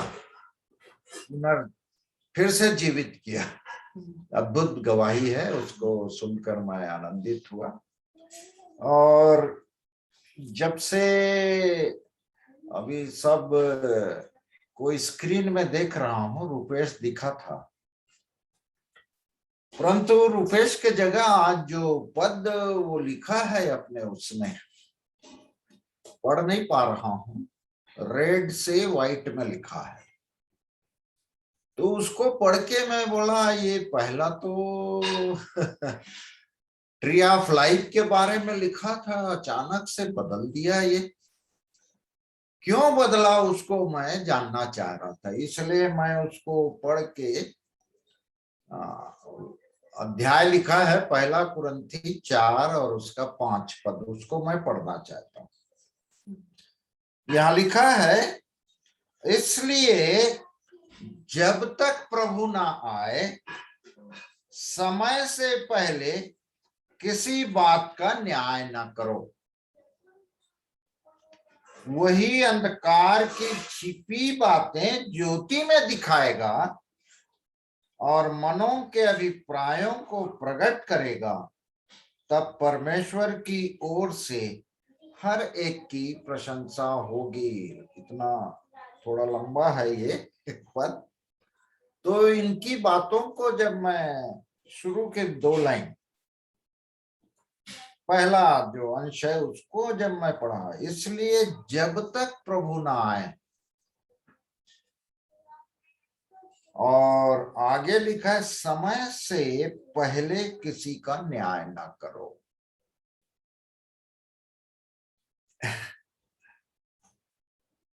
मानुषिक स्वभाव के अनुसार ये नहीं हो सकता। फट से किसी को भी किसी भी स्थिति में, हम चर्च भी जाते हैं ना, तो चर्च में जब गवाही देने भी लोग आते हैं, तो या कोई भी आराधना में सम्मिलित होके अपनी बारी से कोई भी बात प्रकट करते हैं, तो मन में तो आ जाता है।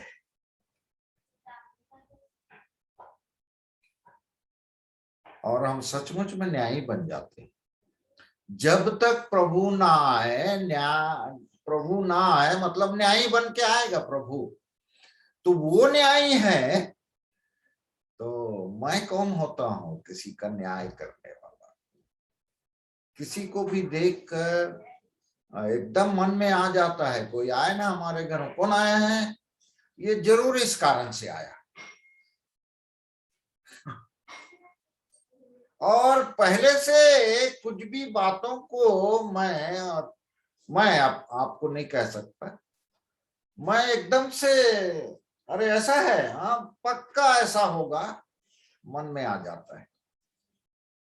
दूसरों के बारे में जज करना है ना, तुरंत मत्ती 7 वाला, न्याय ना करो। तो इस बात को मैं अभी इस पद को ध्यान किया, क्योंकि वह है अंधकार में छिपी हुई बातें ज्योति में वो दिखाएगा। मैं कौन होता हूं किसी भी, और डार्क साइड, नेगेटिव साइड फट से आता है मेरे अंदर। इस पे मैं प्रभु मेरे को जय दे, इसमें मैं जय प्राप्त करूं। और कई बात में तो एकदम कंफर्म रहता हूं प्रभु की दया से, परंतु किसी के विषय में कुछ भी, क्योंकि हमारे चर्चेज में एक से एक बातें चल रही है, और जैसे ही किसी के का नाम आता है ना, फट से वो जरूर ऐसा कर रहा होगा, आ जाता है।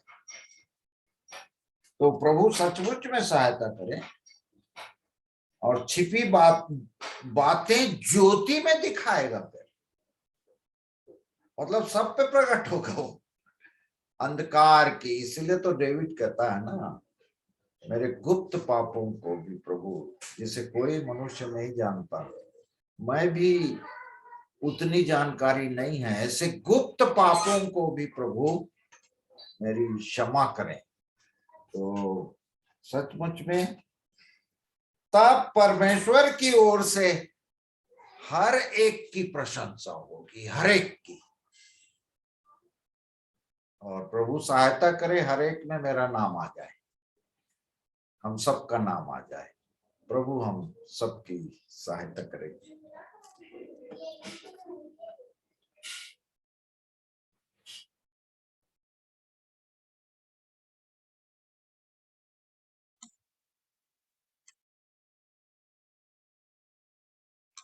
बाबू को अवसर है। मैं धन्यवाद देता हूं और आप सभी को प्रेम नमस्कार। परमेश्वर पिता के नाम को धन्यवाद और महिमा मिले। और मैं ज्योति आंटी से बोलते रहूंगा कि आपके अंदर में, आपके जीवन में जो भी गवाहियां आंटी, आप डेली दिया करिए। हम आपके लिए एक अलग से सेशन रखेंगे कि अब ज्योति आंटी को अवसर होगा करके। मैं परमेश्वर पिता को धन्यवाद देता हूं कि आपके जीवन में जो गवाहियां उन्होंने दिया है, बहुत आशीषित होते हैं इन सच्ची गवाहियों से, क्योंकि यही हमारे हम मिलते हैं तो क्यों हमारे। और आपका जो कॉन्सेप्ट है वो मेरे को बहुत अच्छा लगा कि आप गवाही इसलिए देती है और बोलती है कि प्रभु ने मुझे गवाही देने के लिए रखा है। हम सबको उन्होंने उसी काम के लिए रखा है, ताकि हम है ही क्या, हमारे नाम से, क्योंकि हमने प्रभु यीशु मसीह के द्वारा जीवन पाया, तो हमारे द्वारा, प्रभु यीशु मसीह के द्वारा परमेश्वर ही की महिमा युगान युग होती रहे। मैं धन्यवाद देता हूँ। मैं बहुत ही आनंदित और प्रसन्न होता हूँ आप जब गवाही देती हैं, तो आपके गीतों के गाने से और जो गवाहियां आप देती हैं वो सचमुच हमारे लिए एक आशीष का कारण, ऐसी अद्भुत गवाही जो आपने दिया, मैं धन्यवाद देता हूँ मैं अपने परमेश्वर पिता का प्रभु यीशु मसीह के नाम से।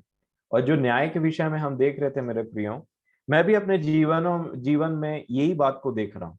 और आप जानते तो हैं कि फल लाने में थोड़ा समय लगता है।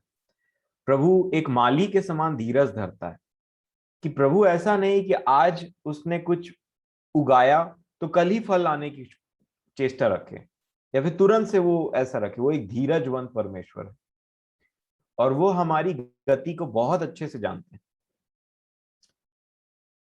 मेरे प्रियो, जब दादा ने कहा कि ऐसा हो जाता है, हम कल उसी विषय में देख रहे थे, हम सबसे ऐसा होता है क्योंकि हम अपनी इन आंखों का इस्तेमाल करते हैं। और बाइबल बताती है कि ये आंख वो नहीं देख सकती जो परमेश्वर देखता है।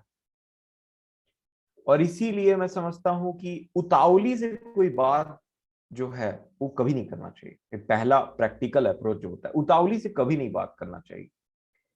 दूसरा, कोई कुछ आकर के एक जन व्यक्ति आकर के आपको दूसरी कहानी सुनाए ना, तो उसको भी जल्दी से बिलीव मत करिए, क्योंकि कोई भी व्यक्ति अपने बारे में कभी भी गड़बड़ बात नहीं बताता। इसको मैंने देखा है, मैंने अपने जीवन में ये देखा है। दूसरे की बात क्यों बताऊं? तो मान लीजिए कुछ हुआ और मैं किसी आपको कुछ बताऊंगा तो मैं अपनी गलती वहां पे थोड़ी रखूंगा। लेकिन जैसे जैसे प्रभु अवसर देते हैं, हम अपनी गलतियों को सामने रखते हैं। जैसे प्रभु के आत्मा ने उबारा, मैं समझता हूं कि लोगों ने अपनी गलतियों को भी सामने रखा है। बाइबल में प्रभु के बड़े बड़े दास ने अपनी गलतियों को सामने रखा है,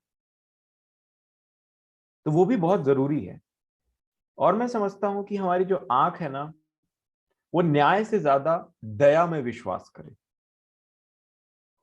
डेफिनेटली हम सही हैं, जैसा कि हम देख रहे थे, हम सही हो सकते हैं, बहुत सारी चीजों में हम सही बात जानते हैं, लेकिन उसके बावजूद भी बाइबल हमें क्या एक सजेशन करता है पता है?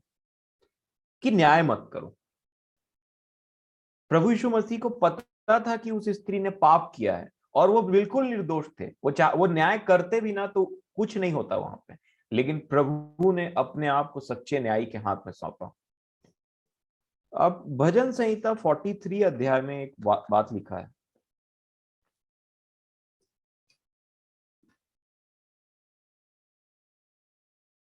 ये देखिए 43 अध्याय के 1 वचन में क्या लिखा है।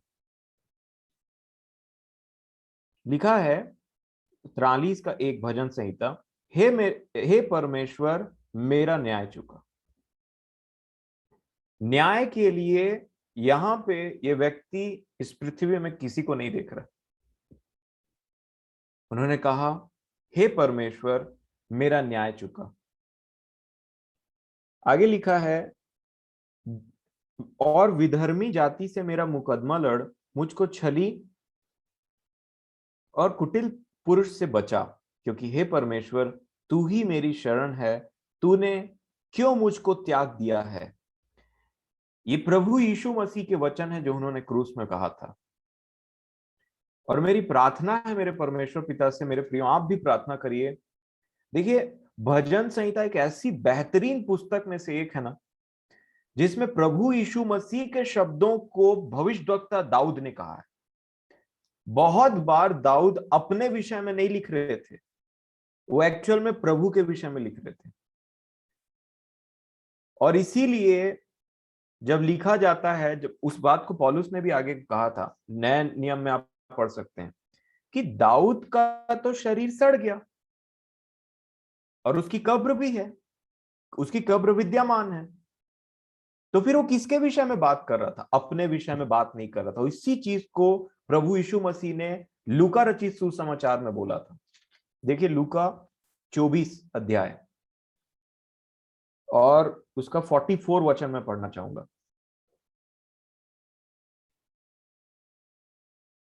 लूका 24 का 44 क्या लिखा है? फिर उसने उनसे कहा, ये प्रभु यीशु मसीह बोलते हैं, ये मेरी वे बातें हैं जो मैंने तुम्हारे साथ रहते हुए तुमसे कही थी, कि अवश्य है कि जितनी बातें, अब देखिएगा, है ना, जितनी बातें मूसा की व्यवस्था और भविष्यवक्ताओं और भजनों की पुस्तकों में किसके विषय लिखा है? मेरे विषय लिखा है, मेरे विषय में लिखी है, सब पूरी हो। तब उसने पवित्र शास्त्र बूझने के लिए उनकी समझ खोल दी। और ये होने के बाद जब समझ खुल गया, तब चेले भली भांति प्रभु यीशु मसीह को भजन संहिता में देख पा रहे थे। मैं बहुत परेशान रहता था पहले कि कैसे पता चलता है ये चेलों को कि ये जो वचन है ना भजन संहिता में, ये प्रभु के बारे में लिखा था। कैसे कोट कर दिया भजन संहिता के वचनों को यहाँ पे। अब देखिए, पतरस ने अपनी पत्री में बहुत सारे भजन संहिता को कोट किया है। प्रभु यीशु मसीह बोलते ही थे भजन संहिता के वचन को, हे परमेश्वर तूने मुझे क्यों छोड़ दिया। और यहाँ पे 43:1 में वो बोलते हैं, हे परमेश्वर मेरा न्याय चुका और विधर्मी जाति से मेरा मुकदमा लड़, मुझको छली और कुटिल पुरुष से बचा, क्योंकि हे परमेश्वर तू ही मेरा शरण है, तूने क्यों मुझे त्याग दिया है। मेरे शत्रु के अंधेर के मारे शोक का पहरावा पहने हुए क्यों फिरता रहूं, मैं शत्रु के मारे। कॉन्सेप्ट क्या है मेरे प्रियो? जब प्रभु यीशु मसीह ने क्या अप्रोच लिया था, उनको थूका जा रहा था, कांटे का मुकुट पहनाया गया, सब चीज किया गया, और प्रभु हर बात में निर्दोष थे, परंतु उसके बावजूद उन्होंने अपना जो न्याय है उसके लिए ऊपर देखा, मनुष्यों में नहीं देखा, और कहा हे परमेश्वर आप ही मेरा न्याय चुकाएंगे। और इसी बात को लेकर के पतरस बोल रहे थे। पतरस कहते हैं अपनी पत्री में, हमने देखा है कि यीशु को कोई गाली देता था, कोई धमकी देता था, तो पलट के गाली नहीं देता था, वो पलट के धमकी नहीं देता था, परंतु अपने आप को सच्चे न्यायी के हाथ में सौंपता था। मेरे प्रियो, ये तो प्रभु के लेवल की बात है, जहां प्रभु सही हो के गलत को सह रहे थे और अपने आप को सच्चे न्यायी के हाथ में सौंप रहे थे। मैं समझता हूं कि हमें ये बात समझने की आवश्यकता है मेरे प्रियो, हमें न्याय करना ही नहीं है, परंतु हमें अन्याय को सहने तक लेवल में जाना है। शायद हमारा जो लेवल है, शायद जो हमारे सोचने का लेवल है, वो बाइबल के लेवल से के साथ नहीं है, क्योंकि बाइबल में ये लिखा है कि न्याय मत करो, वो तो है, परंतु जब तुम सही भी रहते हो तो भी न्याय मत करो। तुम सही भी रहते हो तो अन्याय को सहो मेरे प्रिय। इसका प्रैक्टिस प्रभु मुझे अभी इन दिनों दे रहे हैं। प्रभु जी, मैंने निर्णय किया, प्रभु जी मसीह मतलब होता ही वही है जो अन्याय को सहे, जिसने कुछ नहीं किया परंतु फिर भी वो अन्याय को सहे, वही है मसीही मेरे प्रियो। प्रभु की दया से हमें ये बातें आज के दिन पता चल रही है। कैसे? इस समय बड़ा गड़बड़ कर देता है, लेकिन फिर भी मैं बहुत जल्दी कोशिश करूंगा इन बातों को आपके सामने में एक एग्जाम्पल रखने का जल्दी से। इससे पहले आपको बोलना चाहूंगा, ये जो आंख है ना मेरे प्रियो, यही पहला जजमेंट निकालती। इसीलिए प्रभु ने कहा शरीर का दिया आंख है, यदि तेरी आंख निर्मल हो तो तेरा सारा शरीर उजियाला होगा। और मैं आपको एक एग्जाम्पल देता हूं जिससे मैंने अपने जीवन में सीखा। अगर आप मत्ती रचित सुसमाचार उसका 9 अध्याय निकालेंगे ना, तो देखिए प्रभु किस प्रकार देखते थे, देखेंगे उसको। मत्ती 9:36 में है ये वचन, मत्ती 9:36 देखिए क्या लिखा है। ये प्रभु यीशु मसीह का देखना था। जब उसने भीड़ को देखा तो उसको लोगों पर तरस आया। मैं किसी को देखता हूं तो मेरे को तरस आता है पहले कि न्याय निकलता है, ये ऐसा है, वो वैसा है, उसने वैसे कपड़े पहने, उसने वैसे बाल कटाया है, वो ये तो वो बहुत सारी बातें रहती है मेरे प्रियो। किन किन बातों को मैं बोलूं, परंतु लिखा है जब उसने भीड़ को देखा तो उसे तरस आया। मतलब आंख में क्या था? दया। कितनी अद्भुत बात नहीं? प्रभु ने वहां पे कुछ देखा मेरे प्रियो। हमारा देखना कैसा है? प्रभु ने कहा ध्यान दो कि तुम कैसे सुनते हो, और प्रभु हमको ये सिखाते अपने चाल चलन से, ध्यान दो कि तुम कैसे देखते हो। लिखा है क्योंकि वे उन भेड़ों के समान जिनका कोई रखवाला ना हो, व्याकुल और भटके हुए से थे। हमारा ऐसा महायाजक है जो दयालु है। देखिए इंसान में क्या देखा, इसमें आप विचार करेंगे ना तो आपका माइंड बॉगल हो जाएगा। आप हिल जाएंगे अंदर से कि प्रभु का देखना ऐसे था कि मानो भेड़ के समान भटके हुए हैं। इंग्लिश में लिखा है harassed, because they were harassed and helpless, ऐसा लिखा है कि कोई मानो उनको हैरेस कर रहा हो और वो हेल्पलेस हो। ये प्रभु का देखने का तरीका है मेरे प्रियो। उन्होंने किसी की जाति, किसी के कपड़े को नहीं देखा, परंतु भीड़ को देखा और भीड़ को भटके हुए भेड़ के समान देखा, भेड़ों के समान देखा। मैं फिर से पढ़ूंगा 36, लिखा है जब उसने भीड़ को देखा तो उसको लोगों पर तरस आया। वहां पे प्रभु ने ये नहीं बोला ऐसा करोगे तो ऐसा ही नहीं होगा तुम्हारे साथ, और मत मानो, और मत करो, ये मत करो, कुछ नहीं मेरे प्रियो। लिखा है भीड़ को देखा और तरस से भर गया। क्योंकि वे उन भेड़ों के समान जिनका कोई रखवाला ना हो, व्याकुल और भटके हुए थे। ये देख सकते हैं मेरे प्रियो मैं और आप। परमेश्वर का देखना मनुष्य के देखने के समान नहीं है। मनुष्य ऊपरी स्वभाव को देखता है, परंतु परमेश्वर का देखना हृदय को पेनिट्रेट करके पूरे विचारों को देख लेता है, सब चीज को जान लेता है। एक और वचन मैं इसी मत्ती से आपको पढ़ाऊं, 14 का 14। देखिए 14 के 14 मत्ती रचित सुसमाचार सेम। यहां क्या लिखा है देखेंगे। फिर भीड़ है एक तो, है ना। लिखा है उसने निकलकर एक बड़ी भीड़ देखी। क्या किया? देखी और उन पर तरस खाया। मैं तो बोल रहा था प्रभु आपके तो देखने में ही दया बरसता है, आप तो देखते ही साथ तरस खाने लग जाते हैं। और हम 2-4 वचन को जान करके एकाध पापों से छुटकारा पा करके दूसरे के ऊपर ऐसे ऐसे करते रहते हैं। जब हमको लगता है कोई हमसे कम बाइबल के बारे में जानता है, कम गीतों को जानता है, कम उस प्रकार से वचनों को जानता है, उसके ऊपर ऐसे ऐसे करने लग जाते हैं और बोलते हैं कई। और अगर हमको पता चल जाए कि अगला बहुत धर्मी या फिर बहुत बाइबल पढ़ने वाला या बहुत ऐसे करता है, तो उसके बाद में तुरंत बोलने लगते हैं ये तो बहुत मीटिंग को अटेंड करते हैं, ये लोग बहुत वो करते हैं, बहुत वो करते हैं। मेरे प्रियो, मेरा आपसे हाथ जोड़ करके निवेदन है, अपने अपने जबान को संभाले हम।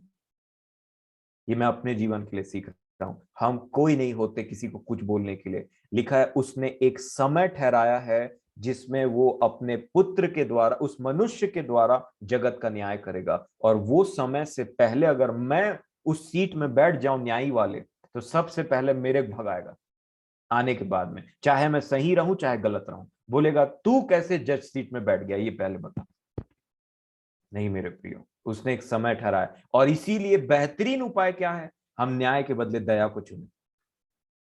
लिखा है मिकाएल जो सामर्थ में, है ना, यहूदा 9 में लिखा है जो मिकाएल जो सामर्थ में बड़ा है था, लेकिन फिर भी उसने हिम्मत नहीं किया शैतान पर दोष लगाने के लिए जब वो मूसा के बॉडी के लिए बात कर रहा था। शैतान मेरे प्रियो, शैतान में अच्छा क्या है? कौन नहीं जानता वो बुरा है? मिकाएल ने दोष नहीं लगाया, कुछ भी नहीं बोला अपने मुंह से। बुरे को बुरे क्या कहा? परमेश्वर तुझे डांटेगा। मिकाएल को पता एक टाइम आएगा जब इसको जंजीर में बांध करके फेंक दिया जाएगा उस अथाह कुंड में। उससे पहले मिकाएल बोलता है नहीं। लिखा है उसकी हिम्मत नहीं हुई, साहस नहीं किया। लिखा है मेरे प्रियो यहूदा 9 में मिकाएल ने साहस नहीं किया। जबकि मिकाएल क्या है? संदेशवाहक नहीं है, गाना गाने के लिए नहीं, स्तुति करने के लिए नहीं है, लड़ाई करने के लिए है। दानियल में लिखा है मिकाएल को छोड़ करके तुम्हारे प्रधानों में से कोई मेरे साथ में नहीं था जब लड़ाई चल रही थी। मिकाएल एक योद्धा है मेरे प्रियो, इसीलिए लिखा है सामर्थ में बड़ा है। वो भगा दिया लेकिन मुंह से कुछ न्याय नहीं किया। बोला तेरे लिए, मेरे को तो पता है तेरा टाइम सेट है, मैं क्यों अपना मुंह खराब करूं। लिखा है साहस नहीं किया मेरे प्रियो। इसीलिए हम दया, न्याय के बदले दया को चुने, न्याय के बदले दया को चुने। हम देखें तो तरस निकले आंख से, न्याय नहीं मेरे प्रिय। क्योंकि उसने एक समय ठहराया है और समय से पहले कोई काम करना ठीक नहीं, ये हमको बाइबल बताती। लिखा है ना उसने हम पढ़ रहे थे कल प्रेरितों का काम 17 अध्याय में, उसने एक समय ठहराया है। इसीलिए उस समय को ध्यान रखते हुए ये 1 कुरिन्थियों 4 अध्याय 5 वचन यही लिखा हुआ है कि समय से पहले किसी बात का न्याय मत करो, समय से पहले किसी बात का न्याय मत करो, है ना। रोमियो की पत्री अगर 14 अध्याय देखेंगे तो उसमें भी यही बात बताया। देखिए तो रोमियो 14 में क्या लिखा, कौन कैसा कपड़ा पहन रहा है, कौन क्या खाना खा रहा है, कौन कैसा बाल कटा रहा है, ये सब चीजों से हम भरे रहते हैं, परंतु ऐसा ना हो। लिखा है परमेश्वर ने अज्ञानता की बातों को ध्यान नहीं दिया, है ना। तो प्रभु हमारे साथ भी वही दया कर रहे हैं अगर हम मन फिराते हैं तो। देखिए रोमियो 14 और उसके 10 वचन में क्या लिखा है, क्या लिखा है, तू अपने भाई पर क्यों दोष लगाता है, या तू फिर क्यों अपने भाई को तुच्छ जानता है। हम सब के सब परमेश्वर के न्याय के सिंहासन के सामने खड़े होंगे, सब के सब खड़े होंगे। लिखा है, क्योंकि लिखा है, प्रभु कहता है, मेरे जीवन की सौगंध कि हर एक घुटना मेरे सामने टिकेगा और हर एक जीव परमेश्वर को अंगीकार करेगी। क्या लिखा फिर 12 वचन में, इसलिए हम में से हर एक परमेश्वर को अपना लेखा देगा। वो भी देगा, तू भी देगा, मैं भी दूंगा, सब देंगे। अपना लेखा ध्यान दो। इसीलिए प्रभु वो जब हम लेते हैं ना तो दूसरे के जीवन को नहीं देखते, अपने जीवन को देखते हैं। वो कॉन्सेप्ट ही वही है, हमने कल देखा है। अपने आप को एग्जामिन करो कंटिन्यूअसली, अपने आप को परखो, मसीह में हो कि नहीं, अपने आप को परखो, विश्वास में हो कि नहीं, दूसरे को नहीं। आगे क्या लिखा है 13 वचन में, अतः आगे को हम एक दूसरे पर दोष न लगाएं, पर तुम यह ठान लो, ठान लो। देखिए हम कितना भी कुछ भी बात ठान लें, लेकिन परमेश्वर पिता हमको स्थिर करते हैं। हमारे ठानने न ठानने से कुछ नहीं होता, लेकिन ठानने के बाद में प्रार्थना करें, उस चीज को लेकर, उस निर्णय को लेकर के जाएं, तो उससे बहुत कुछ होता है। क्यों? भजन संहिता 17, भजन संहिता 17 देखिए ये क्या लिखा है यहाँ पे, दाऊद की प्रार्थना 17:3, भजन संहिता 17:3।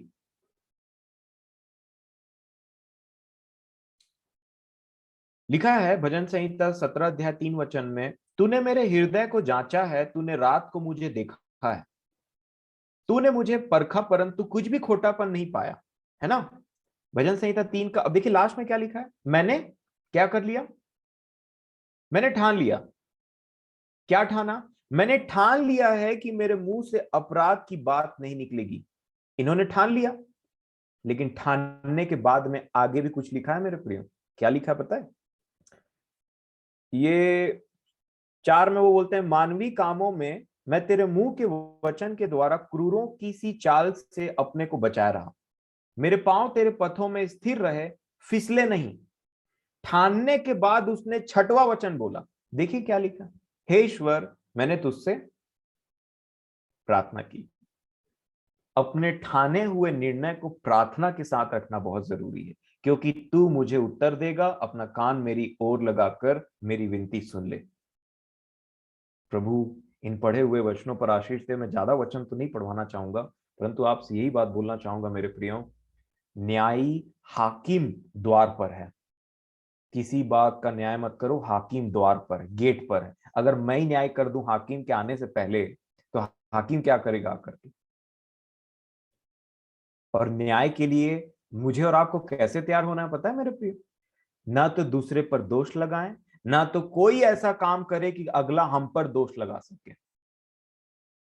न्याय में अन्याय को सहते रहिए, ताकि जब हाकिम आए तो हम खड़े होकर के हाकिम ही बोले, तुझ पर अन्याय हुआ है और तेरा न्याय अब मैं चुकाऊंगा।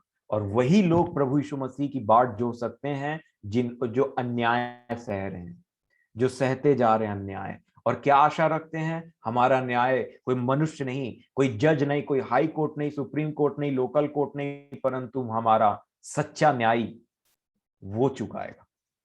और इसलिए हमको उन सारे अन्याय को सहना जो हमारे परिवारों से मिलता है, कभी आस पड़ोस से मिलता है, कभी ड्यूटी जा रहे हैं तो वहां पे मिलता है, हर जगह में कहीं ना कहीं जब हमको न्याय सहना पड़ता है, ये सब को रखे रहिए। ये सब हमारे केस हैं, ये धूल मिट्टी लगे हुए केस एक दिन खुलेंगे जब न्याय आएगा, तो ताकि हम पर दोष नहीं लगाया जाए, हम अपने कामों को सामने रखें मेरे प्रिय।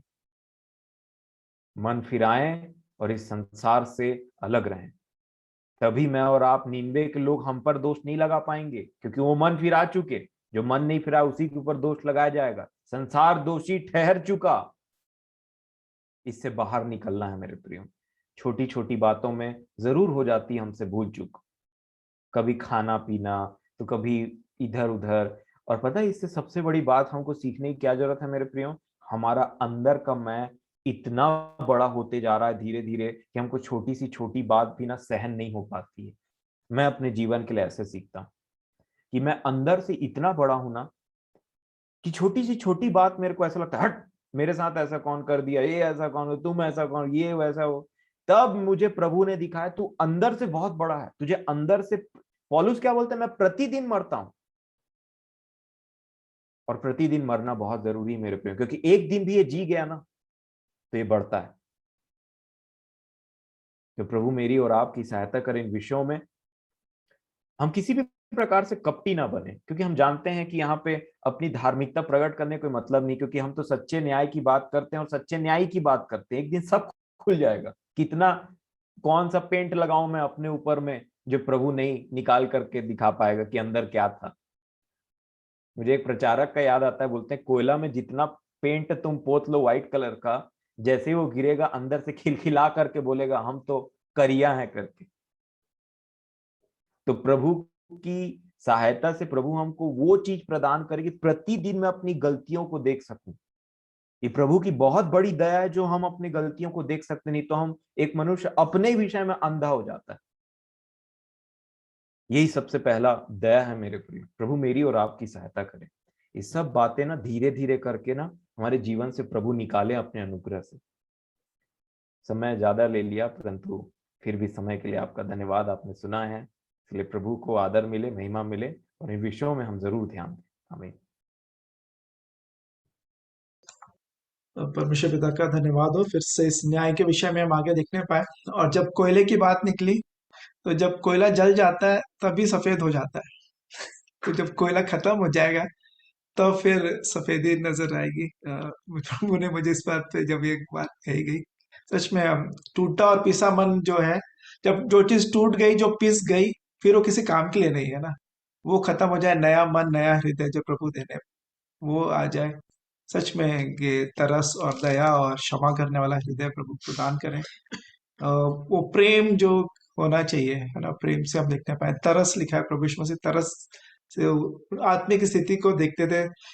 ये किसी प्रभु के प्रचारक ने कहा कि लोग जब उनको देखते हैं ये कैसे घूमते रहते हैं झोला पकड़ के, ना पैसा है ना कुछ, पैदल जा रहे हैं, तो हाँ ऐसे करके लोग उनके ऊपर तरह से देखते थे, या देखते होंगे या देखते हैं लोग। लेकिन वो बोलते हैं हम लोगों को दया तरह से देखते हैं कि वो प्रभु को नहीं जानते। जो सच्चा धन है, जो प्रभु का जो अनंत जो उनके पास नहीं है, वो कितने अभागे हैं। तो उनका दृष्टिकोण वो दूसरा रहता है, और मनुष्य का देखना, और जो नहीं बचाए गए हैं। सच में परमेश्वर पिता का धन्यवाद देते हैं। इन वचनों के द्वारा उन्होंने सबकी सहायता की, ऐसा विश्वास है। और सच में प्रभु हमारे मनों को, हृदयों को बदले, नया हृदय मसीह जैसा स्वभाव हम सभी के अंदर आने पाए, जो दया करने वाला है, क्षमा करने वाला है, तरस से भरा हुआ है, ना कि न्यायी, जब बल्कि उनको आग से झपट के बचाने वाला सोच हमको प्रभु प्रदान करें।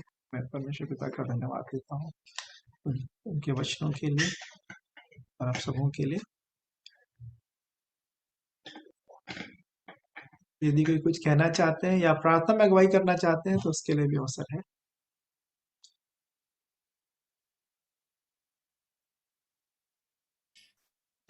प्रार्थना कर रहे हैं ये। आइए प्रार्थना करेंगे। धन्यवाद करते हैं हमारे जीवते सामर्थी महान दयालु पवित्र प्रेमी पिता परमेश्वर, हम आपकी स्तुति करते हैं हमारे पवित्र उद्धारकर्ता प्रभु यीशु मसीह में, कि आपने हमसे अद्भुत प्रेम किया है प्रभु जी। और आपका जीवित वचन जो प्रबल है प्यारे प्रभु, हमारे जीवन में प्यारे प्रभु प्रकाश देता है। धन्यवाद करते हैं, आपके जीवित वचन के द्वारा से ही हम संभाले जाते हैं। आज फिर से आपने अपने जीवित वचन के द्वारा हमसे बातचीत किया है प्रभु, कि हम हर पल हर क्षण आपके वचन में बने रहें और आपके वचन रूपी आईने में अपने आप को देखते रहें प्यारे प्रभु, ताकि हमारा जो श्रृंगार आपके लिए हो रहा है वो दिखावटी ना हो प्रभु प्यारे प्रभु, परंतु सचमुच में आपकी योग्य हमारा श्रृंगार हो। जहां भी हमारे जीवन में प्यारे प्रभु दाग है, उसे हम देख सकें और उसे दूर कर सकें। आपकी इच्छा के विरुद्ध कोई भी ऐसी बनावटी श्रृंगार है आज भी हमारे जीवन में, उसको हम दूर करके आपके योग्य बन सकें प्यारे यीशु।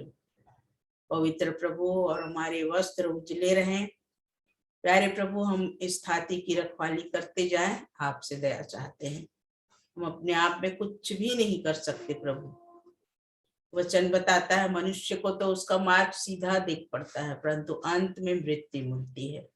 ऐसा ना हो प्रभु, हम अपने मार्ग को ठीक से देखकर अपने कदम को बढ़ा सके, क्योंकि आपका वचन ही हमें उजाला देता है प्यारे प्रभु जी, हमें प्रकाशित करता है। उस प्रकाश में चल सके प्यारे प्रभु, अंधकार के कामों को तज सके, ऐसी आपसे दया चाहते हैं। छोटी छोटी लोमड़ियां जो आज भी प्यारे प्रभु जी हमारे इस डाक की बारी को बिगाड़ती हैं प्रभु, जिसमें फूल लगे हुए हैं, तो उन सब लोमड़ियों को दूर कर सकें, ऐसी दया चाहते हैं प्रभु जी। अपने जीवन को आपके लिए पवित्र कर सकें। धन्यवाद करते हैं आज के इस प्रेम संगति के लिए। आपने फिर से अपने बेटा के लिए प्यारे प्रभु धन्यवाद करते हैं, जिसमें होकर फिर से आपने हमसे बोला और बातचीत किया है कि हम हर पल अपने आप को आपके वचन में बढ़ा सकें प्यारे प्रभु। हर एक उन कमियों को दूर कर सके जिसे हम कमजोरी नहीं समझ सकते प्यारे प्रभु जी, जो यूं ही हमारे जीवन में कार्य करती हैं, चलती फिरती हैं प्यारे प्रभु। हमारा मन उसमें दोषी नहीं ठहराता, हालांकि हमको उसके बावजूद भी हमारा परखने वाला प्रभु आप हैं प्यारे प्रभु जी। आप दया कीजिए ताकि हम इन छोटी छोटी बातों को जो हमें पवित्र बनने में रुकावट है, उन सब को दूर करने के लिए आप सामर्थ्य दीजिए। धन्यवाद करते हैं अद्भुत गवाहियों के लिए जिसे हमने सुना, बहन ज्योति के अद्भुत गवाही के लिए धन्यवाद करते हैं प्यारे प्रभु जी। सचमुच में आपने उनके जीवन में आश्चर्य क्रम किया है मेरे प्रभु जी। जिस बीमारी से कोई भी अभी तक नहीं बचा है, परंतु आपने उन्हें इतने वर्ष तक संभाल के रखा है। उनके विश्वास को, उनके भरोसा को आप पर दृढ़ होने दिया और अपने अद्भुत गवाह बनाकर आपने उन्हें खड़ा किया है, इसलिए धन्यवाद करते हैं। और हम सब के जीवन के लिए भी प्यारे प्रभु जी, कि आपने हमसे अद्भुत प्रेम करके हमारे जीवन के हर कमी, घटी, दुर्बलता, रोग, बीमारी को दूर करते हुए यहाँ लो आपने हमारी सहायता और अगुवाई किया है प्रभु। आप में बनाए रखा है, इसलिए धन्यवाद करते हैं मेरे प्रभु। हम तो कुछ भी नहीं प्यारे प्रभु, मनुष्य में जो कुछ होता है सब कुछ बुरा होता है, आपने बताया है मेरे प्रभु अपने वचन में, और सचमुच ऐसा होता है। आज भी प्यारे प्रभु जी हम इस योग्य नहीं है, कुछ न कुछ कमी और घटी हर दिन हमारे जीवन में आती है मेरे प्रभु, परंतु आपका जीवित वचन, आपका प्रेम पवित्र आत्मा में होकर प्यारे प्रभु हम संभाले जाते हैं और उन कमियों को दूर करने की योग्य बनते हैं, इसलिए धन्यवाद करते हैं। और भी प्यारे प्रभु जी हमें सामर्थ्य से भरिए, ताकि हर पल हर दिन प्यारे प्रभु हमारे लिए और भी आपके योग्य बनने के लिए प्यारे प्रभु जी सामर्थ्य मिले, ऐसी आपसे दया चाहते हैं। अनुग्रहकारी प्रभु आप हैं, आपने हमसे प्रेम किया, जिसे पुत्र बना लेते हैं आप उसकी ताड़ना करते हैं, उसको सिखाते हैं, इसलिए धन्यवाद करते हैं। जैसे आपने उदाहरण दिया कि पिता उस पुत्र को अधिक डांटता है, मारता है, जिसे वो अधिक प्रेम करता है, और सचमुच में आप हमसे भी प्रेम करते हैं, इसलिए हर दिन प्यारे प्रभु कोड़े लगाते हैं प्यारे प्रभु जी, और हम उन बातों को महसूस करते हैं, इसलिए धन्यवाद करते हैं कि हम आपके योग्य बने। स्तुति करते हैं प्यारे प्रभु जी, जितने जुड़े हम सब के लिए धन्यवाद करते हैं। जो बोझ आपने दिया, जो प्रेम दिया, संगति दिया कि हम इस प्रकार इकट्ठे हो सकते हैं मेरे प्रभु, और जो नहीं जुड़ पाए उनके कारणों को भी आप जानते हैं। तो सब बातों के लिए हम आपका धन्यवाद करते हैं। आत्मा दे प्राण आपके लोगों के बारे में सौंपते हैं प्यारे प्रभु। आप हमारे जीवन में बढ़ते चले जाएं और हम घटते चले जाएं मेरे प्रभु। इस रात्रि के हर पल में भी प्यारे प्रभु हम आपके अनुग्रह में पाए जा सके। जब हम सो जाते हैं प्यारे प्रभु जी, परंतु हम आत्मा में जागरूक रहें, दया चाहते हैं। जब भी आप आए, आपके साथ जाने के योग्य बने प्यारे प्रभु जी। हम सबको दिन गिनने को समझ दीजिए और बुद्धि दीजिए। आदर, इज्जत, महिमा सिर्फ आपको देते हैं और बड़े धन्यवाद सहित दुआ हमारे पवित्र उद्धारकर्ता प्रभु यीशु के नाम में मांगती हूँ। सुने और दया करके ग्रहण कीजिए। आमीन। हे हमारे पिता, आप जो स्वर्ग में हैं, आपका नाम पवित्र माना जाए, आपका राज्य आए, आपकी इच्छा जैसे स्वर्ग में पूरी होती है वैसे इस पृथ्वी पर भी पूरी हो। हमारे दिन भर की रोटी आज हमें, और जैसे हमने अपराधियों को क्षमा किया है वैसे ही हमारे अपराधों को क्षमा कीजिए।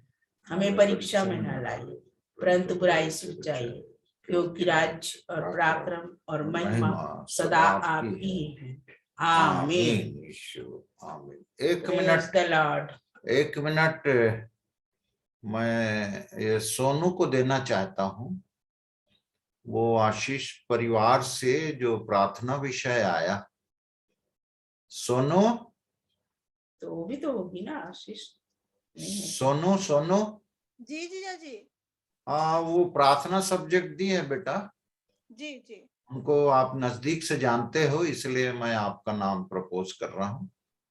उनके लिए थोड़ा समय दे के प्रार्थना में जाएंगे, है ना? ओके। आइए प्रार्थना करें। प्रेमी पिताजी, बड़े ही धन्यवाद सहित अपने उद्धारकर्ता मसीह यीशु के नाम में होकर आपके चरणों के निकट बड़ी दीनता नम्रता के साथ आती हूँ। प्यारे प्रभु जी, आपको सारे हृदय से धन्यवाद धन्यवाद धन्यवाद देती हूँ।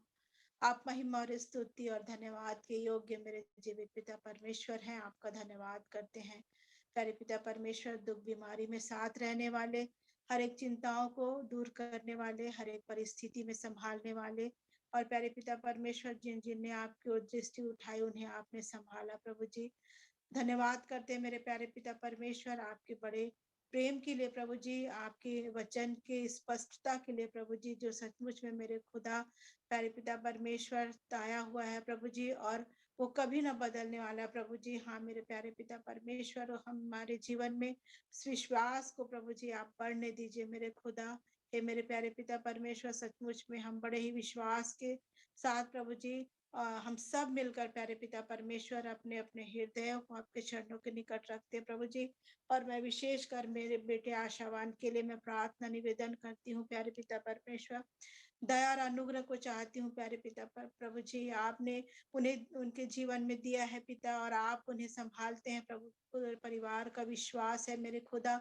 हे मेरे प्यारे पिता परमेश्वर, मैं विनती निवेदन प्रार्थना करती हूँ प्रभु जी, आपने सुरक्षित उन्हें चेन्नई पहुंचाया प्रभु जी, और कल के अपॉइंटमेंट के लिए और आगे के उनके ट्रीटमेंट के लिए प्रभु जी हम सब मिलकर आपकी ओर निहारते हैं प्रभु जी। हाँ मेरे प्रभु, मनुष्यों में कोई योग्यता कोई कुव्वत नहीं है पिता, लेकिन हम सब मिलकर प्रभु जी आपकी ओर निगाहें उठाते हैं प्रभु जी, और आपको हमारा ध्यान है प्रभु जी। आप बेटे को प्रभु जी उसके सिर के बाल से लेके पैर के नाखून तक आपके धर्म में हाथों में देती प्रभु जी, आपके सामर्थ्य हाथों में सौंपती हूँ मेरे खुदा। दया करे, अनुग्रह करे, उसके हर शरीर को बनाने और रचने वाले आप हैं मेरे प्रभु, इसलिए हम आपकी ओर निहारते हैं पिता।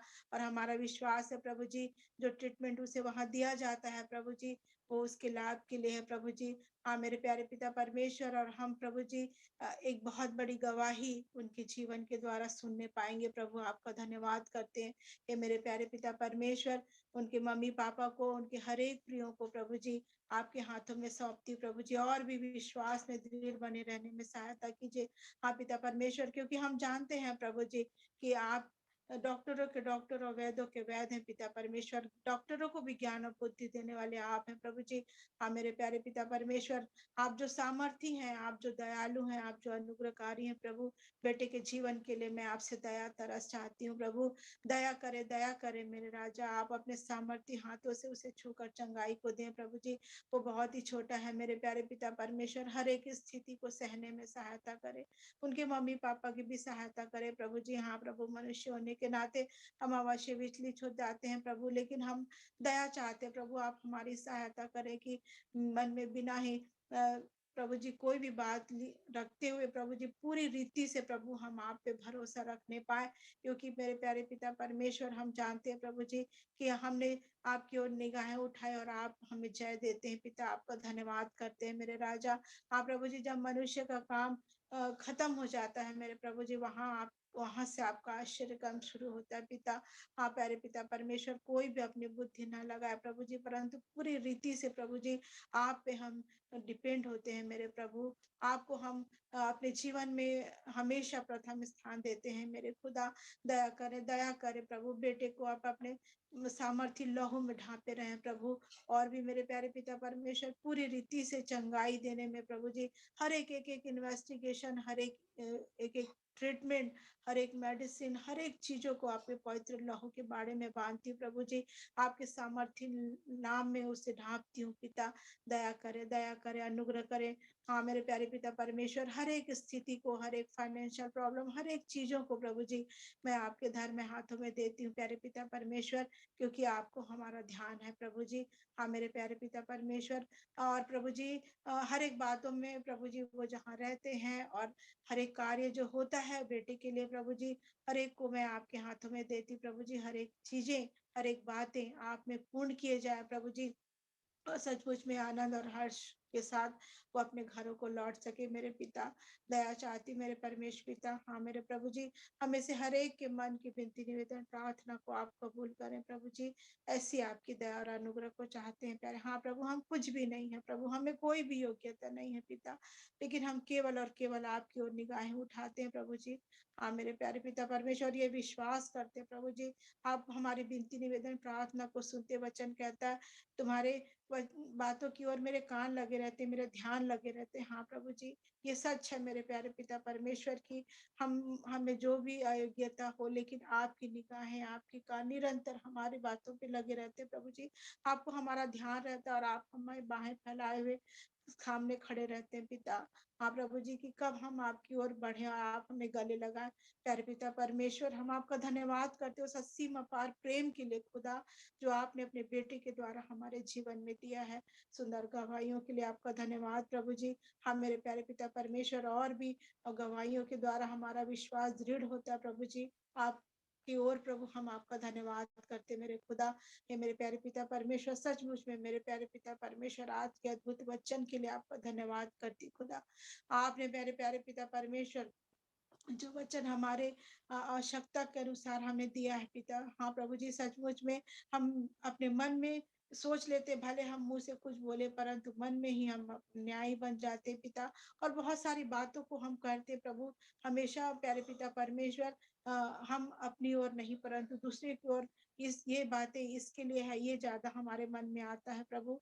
दया करे, अनुग्रह करे मेरे प्यारे पिता परमेश्वर, ये सारी चीजें मेरे मन से और हम सबके मन से हटने पाए पिता। हम आपकी सहायता से प्रभु जी बदलने पाए प्रभु, अंश अंश बदलने पाए खुदा। दया करे हे पवित्र आत्मा, मैं आपसे विनती निवेदन प्रार्थना करती हूँ, आप हमारी सहायता करें और हमारा जीवन ऐसा होने पाए जो आपको भाने पाए पिता। ऐसी आपकी दया चाहते हैं। हमें कोई योग्यता नहीं प्रभु, लेकिन हम आपकी सहायता से बदलने पाए प्रभु। सहायता करे, दया करे, अनुग्रह करे। हमें से हर एक के जीवन को आपके हाथों में देती खुदा। फिर से मैं बेटे को आपके हाथ में देती हूँ प्रभु। आप उस नन्हे बालक की रक्षा कीजिए, रखवाली कीजिए, अगुवाई कीजिए पिता। पूर्ण रूप से चंगाई दीजिए मेरे खुदा। आपसे विनती निवेदन प्रार्थना करते हैं प्रभु। उनके पूरे परिवार को, एक एक जनों को प्रभु जी मैं आपके हाथों में देती। आप में और भी अधिक विश्वास में दृढ़ बने रहने, भरोसा रखने में आप प्रभु जी उनकी सहायता करें मेरे खुदा। उनका मन विचलित ना होने पाए, किसी भी बात में दुखी ना होने पाए, परंतु हर परिस्थिति में धन्यवाद के साथ आपके चरणों के निकट समर्पित किए जाए। ऐसी मैं आपकी दया चाहती हूँ। हर एक बातों के लिए, हर एक आशीषों के लिए आपका धन्यवाद धन्यवाद धन्यवाद करते फिर से अपने बेटे को आपके लहू के बारे में बांधते हुए धन्यवाद सहित ये दुआ अपने उद्धारकर्ता मसीह यीशु के नाम से मांगती हूँ। दया करके सुन लीजिए और ग्रहण कीजिए। आमीन यीशु। आमीन यीशु, आमीन Yeshu. Thank you Lord, thank you Jesus. Okay, shalom Ebenezer, shalom Emmanuel. Shalom Ebenezer, Emmanuel.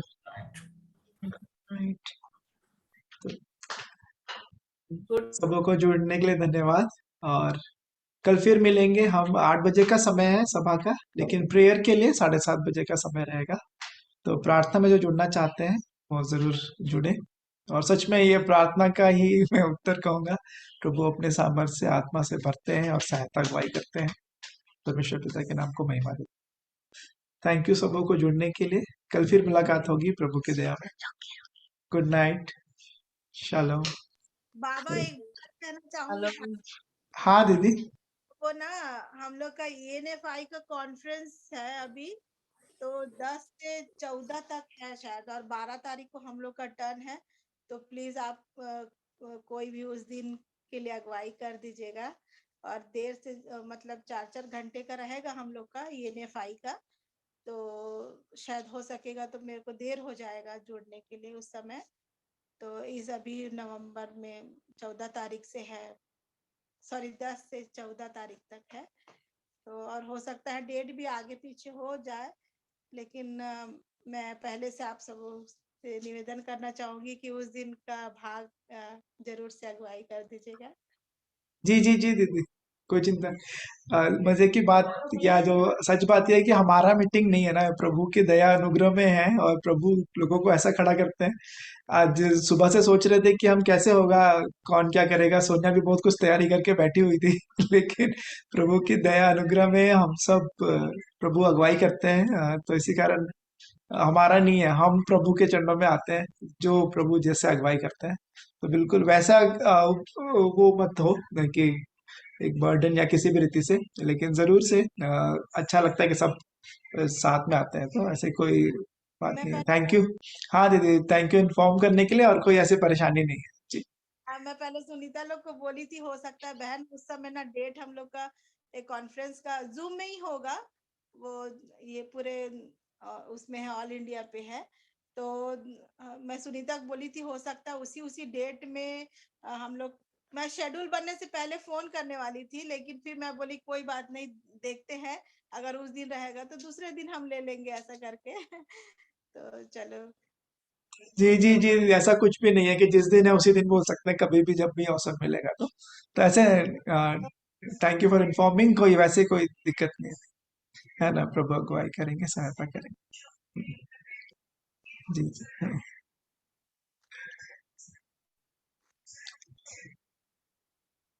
ठीक है फिर तो आज के लिए विदा लें।